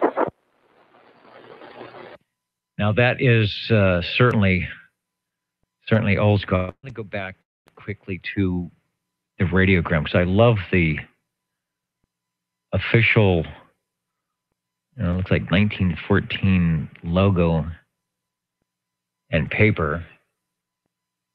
2140 GMT. That was the 18th of May. And addressed to me from Mike, and looks like Emily was there. Very, very, very cool. So, and you're a pro at this. You also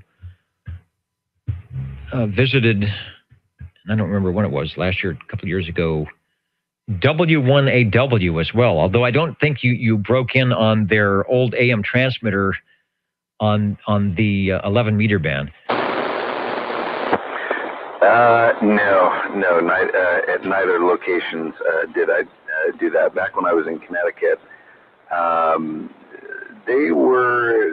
I got a tour of everything over there. I mean, it was just fantastic. The ARRL headquarters, all throughout that building, and then you go out kind of in the parking lot, and they actually have the radio station over there. I didn't get a chance to operate there. They had some sort of automated something that was going out, and they said they couldn't interrupt it.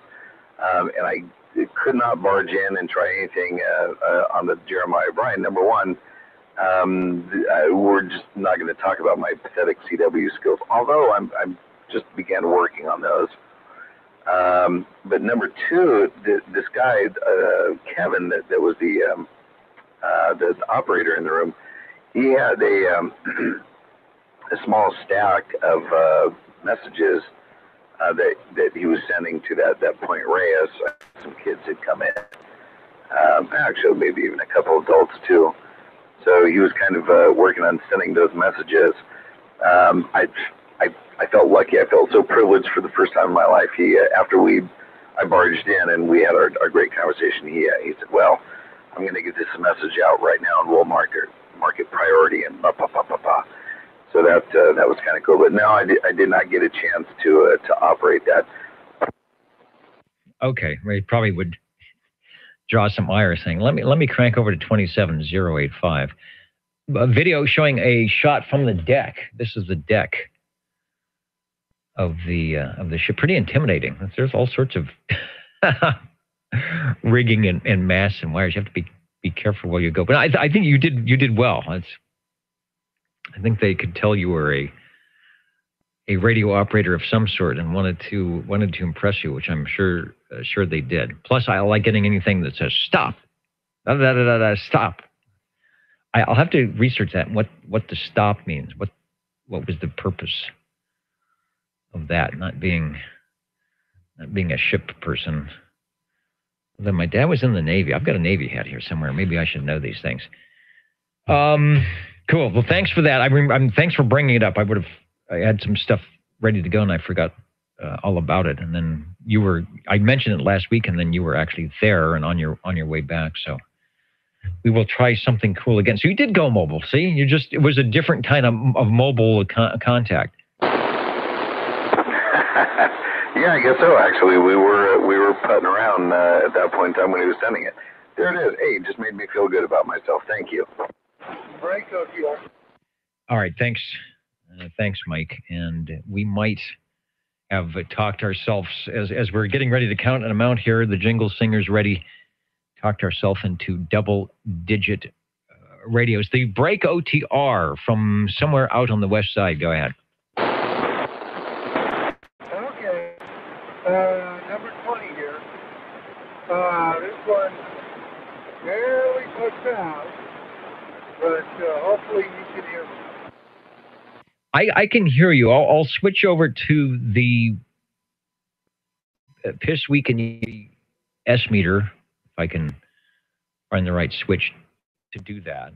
It doesn't sound bad. I think you might actually be pushing a little bit above my noise level at S7. So take a transmission and we'll talk about what your microphonium is connected to.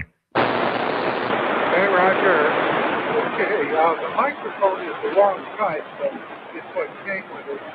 The radio is a 3-channel Morrow, MORROW, 5W3-B. 3 channels and a whole lot of waiting. Yeah, 3 channels, a whole lot of waiting. Yeah, you are actually putting in an S unit above the noise level at S8. The audio isn't stellar, but it's there. It doesn't sound too bad. It sounds like you. I've got a picture of a Morrow FTR. I don't think that's what you said you had, right? It's not an FTR. Okay. I put the range boost on. No, it's a 5W3-B. No, it's like one of those RCA designation. Yeah, the range boost does help for our listeners. I didn't need it, I think, for everything else, but that's good. Go ahead and leave it on. And what's the model number of 5W3B? Roger, 5W3-B. 3 channels, crystal control, transmit, and receive. Is it a base or is it it's not a handheld radio, is it? No, it's a base. It's in CB book number 1. Excuse me, Sam's Photo Pack number 1. Now, the picture in there is not this one. That picture is a slightly different radio, but the guts are basically the same. The model that's in Sam CB1 kind of goes for about 4 or 5 of these.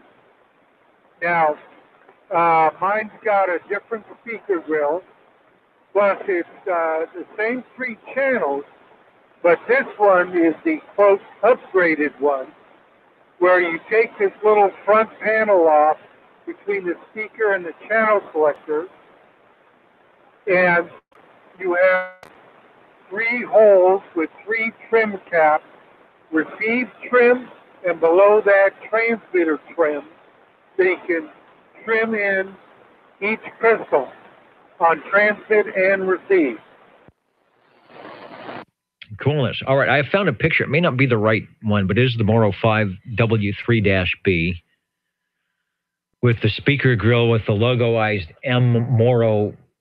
Looks like 3 channels with the little channel selector lights, and I see there is 2 screws on either side of the speaker grill. Silver, looks like it's a silver case, so we might be getting close here. Over. Where did you find the picture?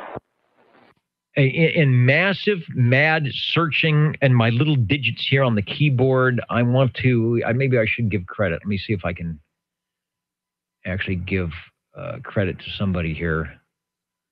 CB Pix. It's CB Pix Retrocom. Thank you, Retrocom, on your CB Pix number 17. Over. Now, I didn't look there. Okay, on the speaker grill, it's rectangular, goes up and down, rectangular type. And there's a kind of an M swoosh on the bottom. Now, that's the one I have. If you go to eBay, which is where I found it, completed or sold listing, you might find it there. Because that's where I got it. I didn't pay what it shows, but anyway, that's where I got it. It's got a Motorola businessman type hand mic, which is not correct. But what's interesting is the mic is on the back. It wires on the back. There's a terminal strip with several screws, and I believe 3 or 4 of the wires come out of the mic port and go underneath the screws. The screws are marked A, B, C, D, E. A and E are ground screws, and then B, C, D. B is not used. C and D are used. Well, wait. Well, E is used as the ground, and then C and D are the mic and the Kia. And by next week, I'll have a different mic on there. Hopefully, it'll work better. Working fine now. You might not have to talk as loud. The audio is not bad. With, like I said, the range boost helped to get the signal up. Do a frequency check. I think we're looking at the same radio. It's got the M swoosh, and there is a screw in the sort of gray insert on the front panel, and then there's a set screw right by the Moro swoosh on the front. So I don't know what that's holding on. It's holding the speaker, and then it's got the 3 channel selectors And volume off and squelch. And I was about to mention, it looks like the microphone is either setting on the radio in this picture, but the cord does go into the back. I like that. It's wired, but you could unwire it and put something else in. That would be good. I could wire the audio board right into that, right? So coolness. And you say it's in CB1. So we're assuming that this is probably from 1959, maybe 60, 1958. It's a first. Get it on the market and see if you can sell one. Yeah, I'm figuring 1959, 1960. Okay, the screw halfway up toward the middle, just to the right of the speaker grill.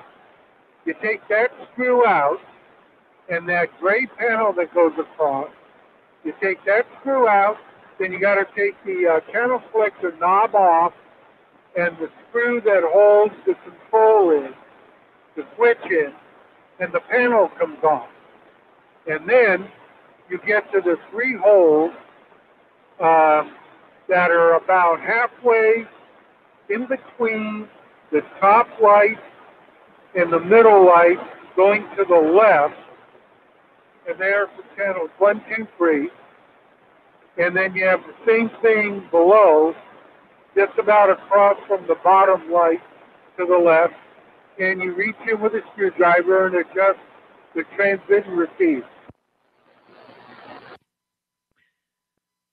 Instead of pulling it out of the case. And I'm looking at the cabinet. I don't see what I would call convection cooling on the vents. I also have what appears to be a picture of the back, which I will pop in here, see if it just slides in. Yeah, okay.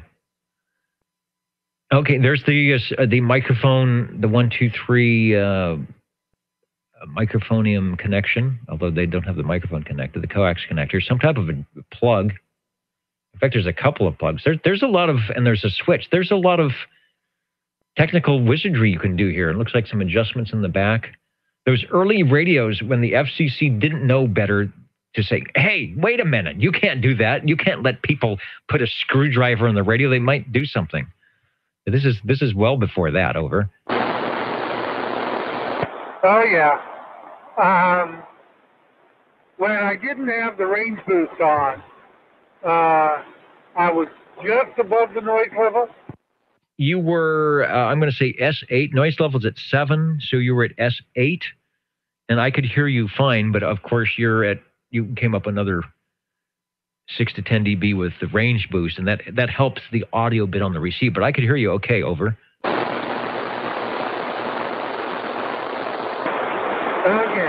I turned off the range boost. On the back of it, the 5-watt, 100 kilowatt switch. I'm going to switch to 100 kilowatts while I'm talking. So let's see if you can hear me. I'm doing it right now. All right, he's gone. And now I'm back to the 5. All right, you are when at whatever the 5-watt switch is, and I don't know what your output. I'm going to say it's probably 1.5 watts or 2 watts. You're above the noise. When you go to the 100 milliwatt, you are definitely in the walkie-talkie mode. I can't hear you at all. Over. Oh, Lord.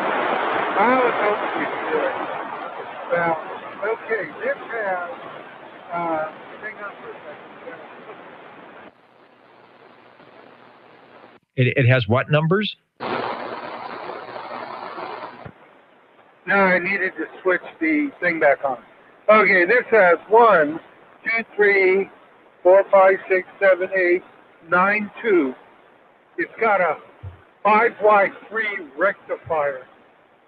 Now, the 5Y3 is in excellent condition based on my tube testers. However, I can put diodes in place of that, should boost the output. So between now and next week, I'm going to do the microphone, and then maybe I'll do diodes. Sounds good. I was reading somebody was talking about switching out of 5Y3, and there was some caveat. I think on a low-power radio like this, it may not be an issue, but on some of the higher wattage radios, they said you have to be careful when you do that because you change something. You're adding some voltage or taking some voltage away, so you got to check to see what's in line with that and maybe make some modifications. But at 3.5 watts or 2 watts, you're probably okay. This may be the maiden voyage for a Morrow SW3B. I'm just trying to rack my brain in the last 33 years. I know we've had some Morrow radios, and I don't know if this is the only one they've made, then we've had one before, but I don't recall in a long, long time doing this one. It's a good find. It actually has nice audio with what you're doing, and with the range boost, it's coming in well. And if you listen to the archives, you will hear. I think you'll be pleased with what you're hearing for how simple everything seemed to be. Okay, I seem to be on frequency too. I had to turn the screw all the way out. I can change picofarad capacitor, change the value one way or the other, and I think I'll be able to have more adjustment tolerance with that screw. I'll be able to go a little bit either way. So I got to do that. And believe it or not, I'm using the wrong receive crystal. It didn't come with channel 11. It takes an 8876.66 kilohertz crystal. And I don't have one. I'm ordering a couple, but I didn't have it.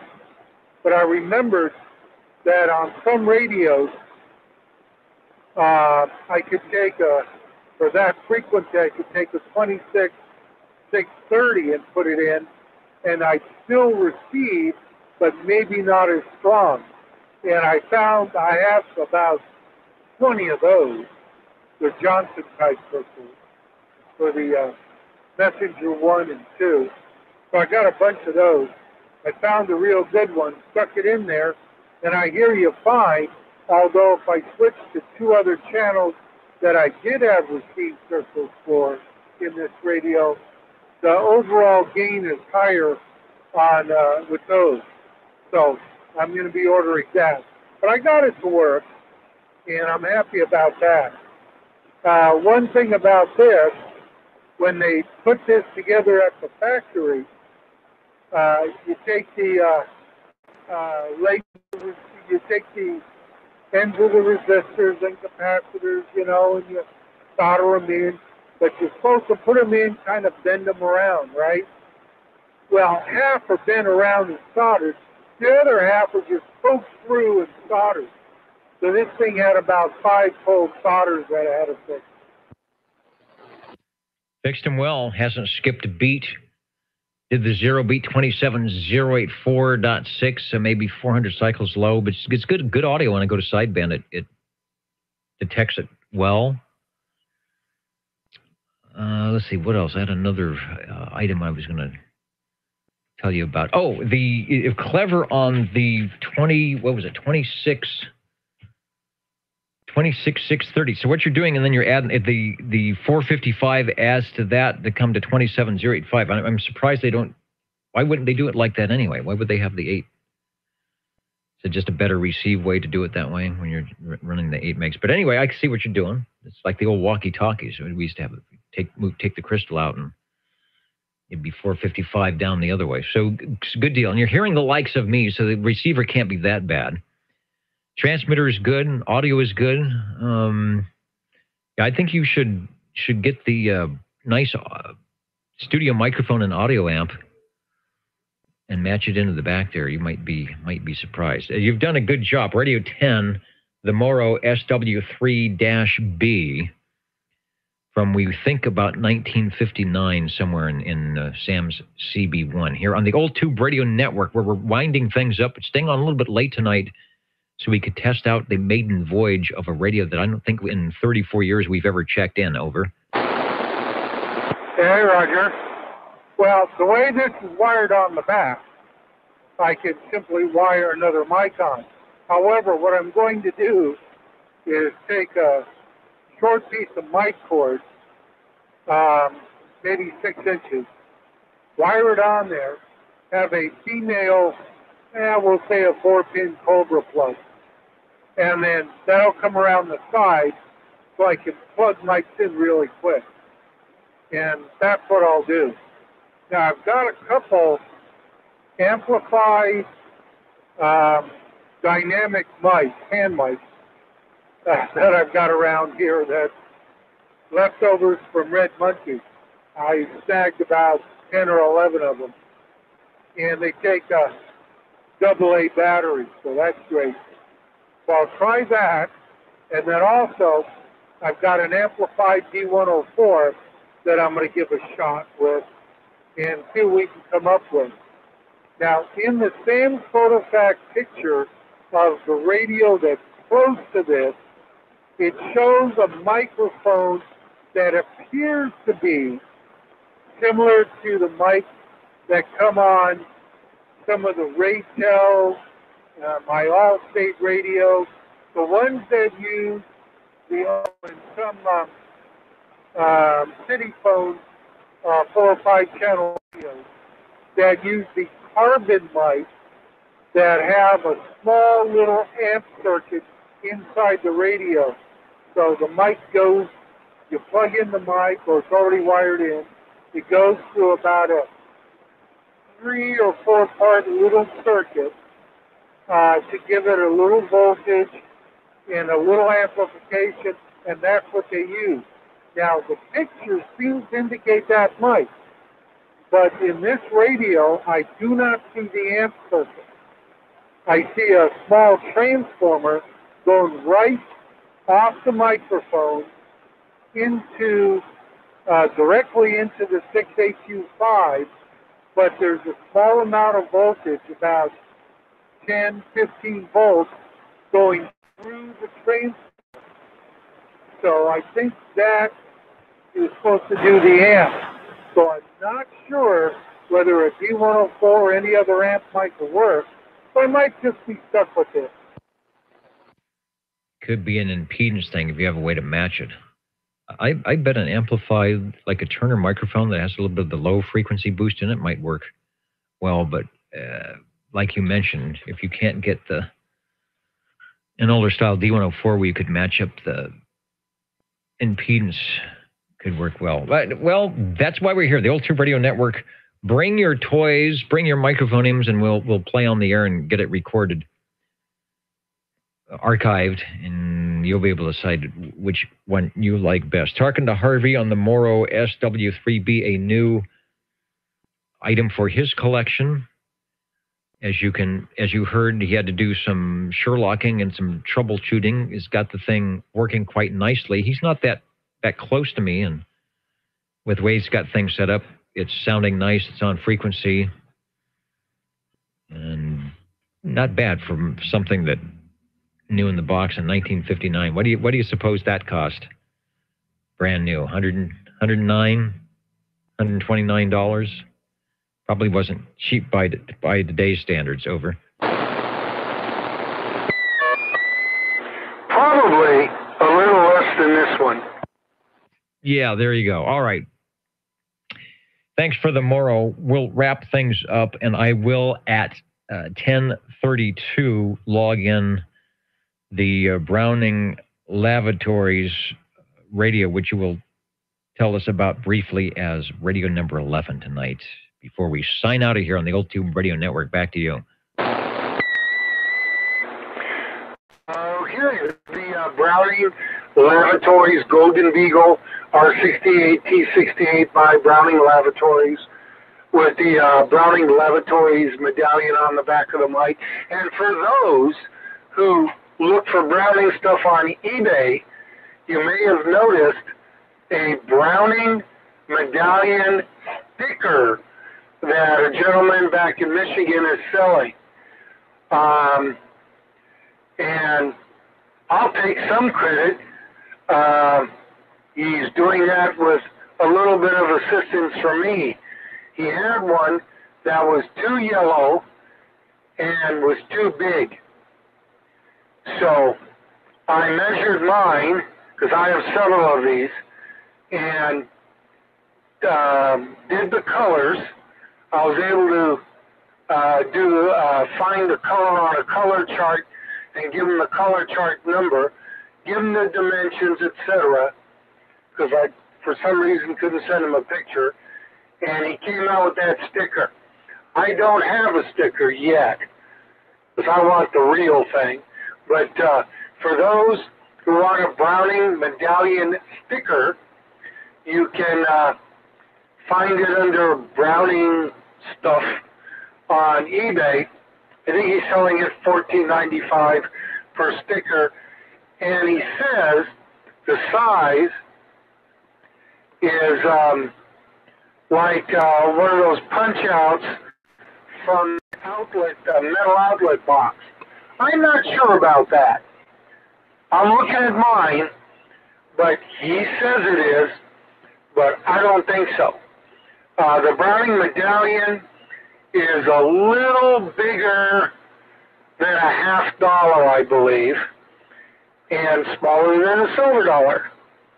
But anyway, if you want a sticker that looks like the Browning medallion, you know, to stick on your radios or whatever, he's got them for around $14.95. And while I'm just talking here, I'm measuring. That's a little smaller than a $50, is the actual medallion. Anyway, I'll let you go. This is the Browning Golden Beagle R68 T68 by Browning Laboratories.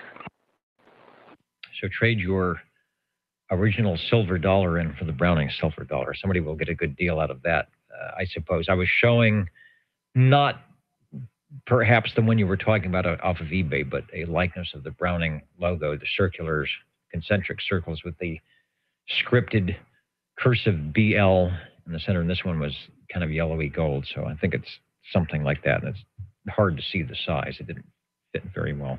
Thanks for Radio 11, the Browning R68 T68, Radio 10, the Morrow SWL3B, the Old Tube Radio Network. Staying up late tonight to check in the rare radios and the ones not so rare, because that's what we like to do, and I guess that's what we do best here. The Jingle Singers, what they do best is sing us out of here, so we'll do that. You're tuned to OTR, Channel 11, right here in Fresno, California. Stay with us Old Tube Radio. and be modern. Back in a moment with the totals.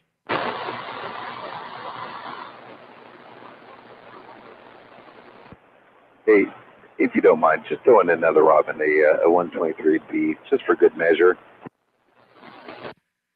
Now, in prior episodes here, and the timestamp I'm showing was 9:51. We're updating it to 9:37. We had a Robin T123. So you're saying this has a B affixed to it somewhere? The letter B, I should say? Yeah, the T123 Bravo, the one that I learned that you got to pay attention to how you wire the power cord. Yeah. Good advice from our radio operator and shortwave listener, Michael there. I have time, and I will do it. Radio 12. There's the video, the T123B. Definitely a bit different than the 123. The magic eye is gone, but they're in place. There's all sorts of little flashing lights, red and yellow and green and blue to do things, plus the range boost. I think this also borrowed some circuitry from the Panasonic chassis, but it does sound good, and I will venture to guess that you do have it wired correctly. Yeah, I do. You're making me look at the modulation lamp on this thing. Yeah, you got a screen in here. I definitely don't feel comfortable doing it. And I think I was mistaken. I assumed that a DC, how did this happen? I Well, the power cords for the 123 do not match. Don't use them on the 123 Bravo. Let me say that again. Do not use a power cord from a 123 on a 123B as a Bravo. Bad things will happen. Bad things can and will happen. Yeah, when you look at it, there are definitely different animals on the inside. So good to know. Just because they think it's only two wires, right? Plus and minus. Plus is with the plus, the minus. But there's all, like you mentioned before, there's all sorts of different things happening inside, and that's where things can go wrong. Thanks for Radio 12, the Robin T123B, and it is counting and amounting time. Back in a moment.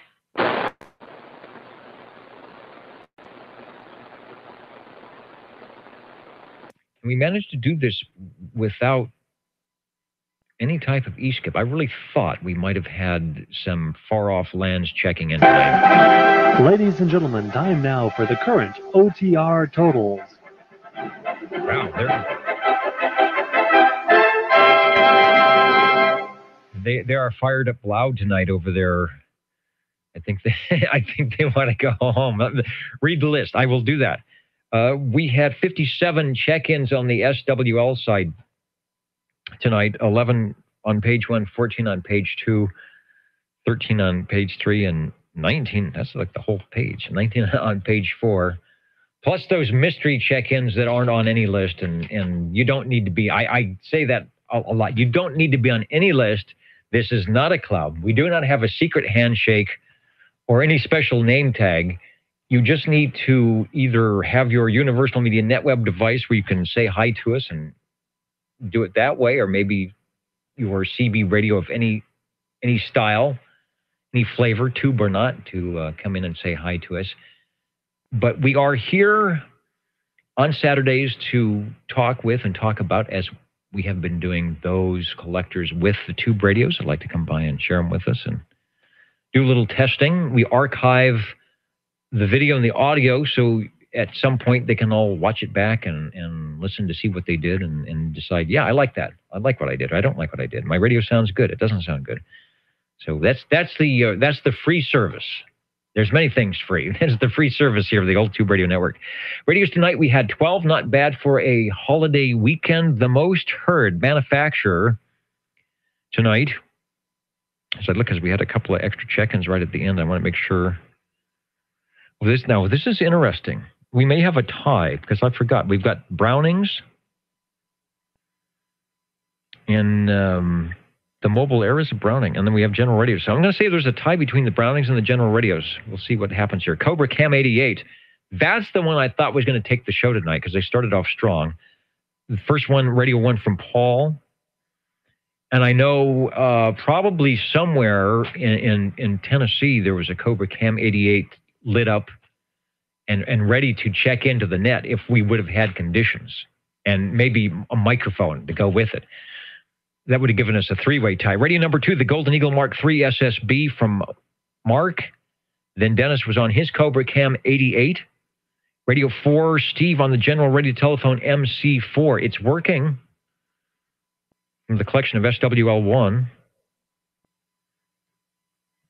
The Browning Mobile Air from Mr. Board Jammer. Is that right?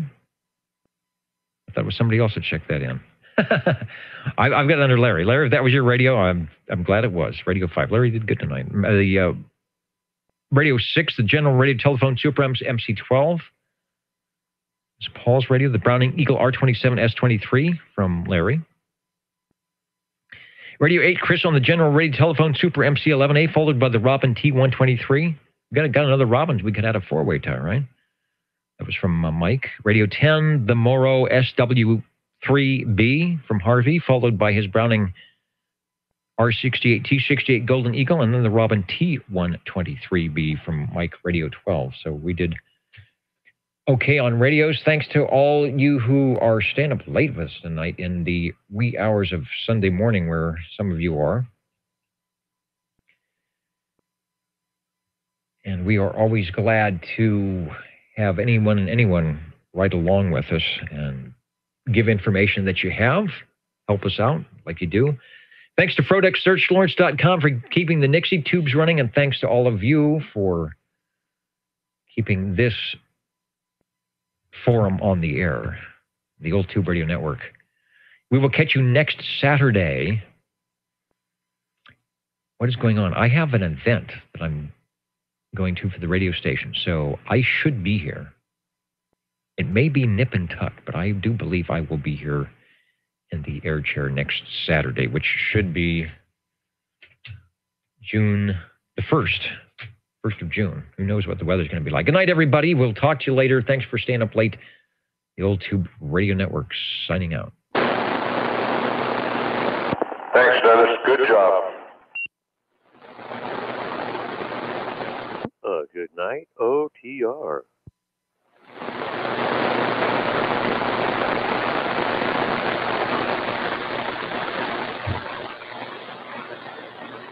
I don't know what was going on with the audio tonight. It's driving me nuts. Hey, Dennis? This is the Basic Dennis. Oh, that hurt. I just opened up the mic because I wanted to see what was in it. It's a Motorola big metal hand mic like you'd see in an old 50s, 60s police car.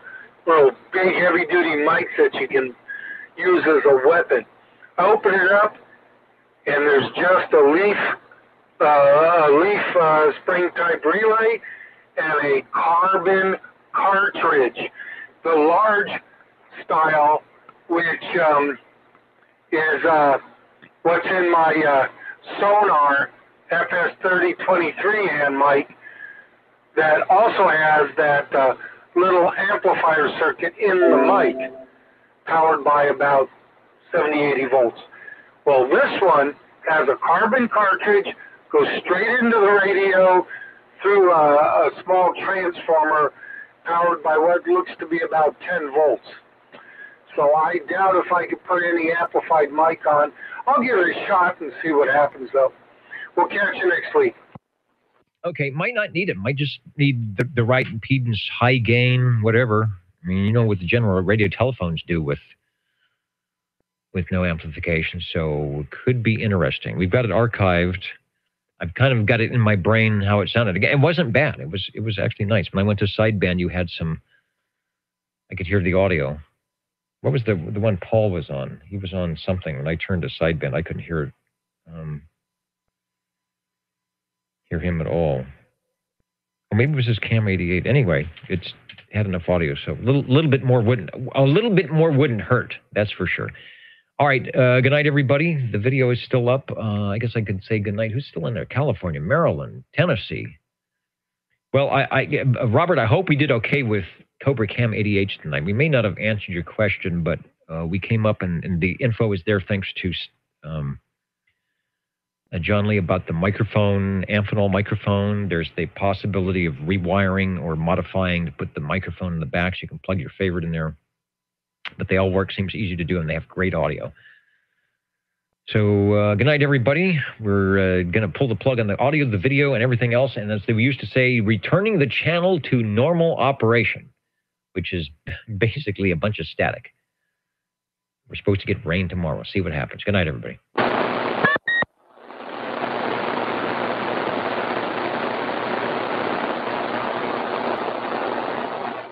I did replay, see how bad the audio was. Good night.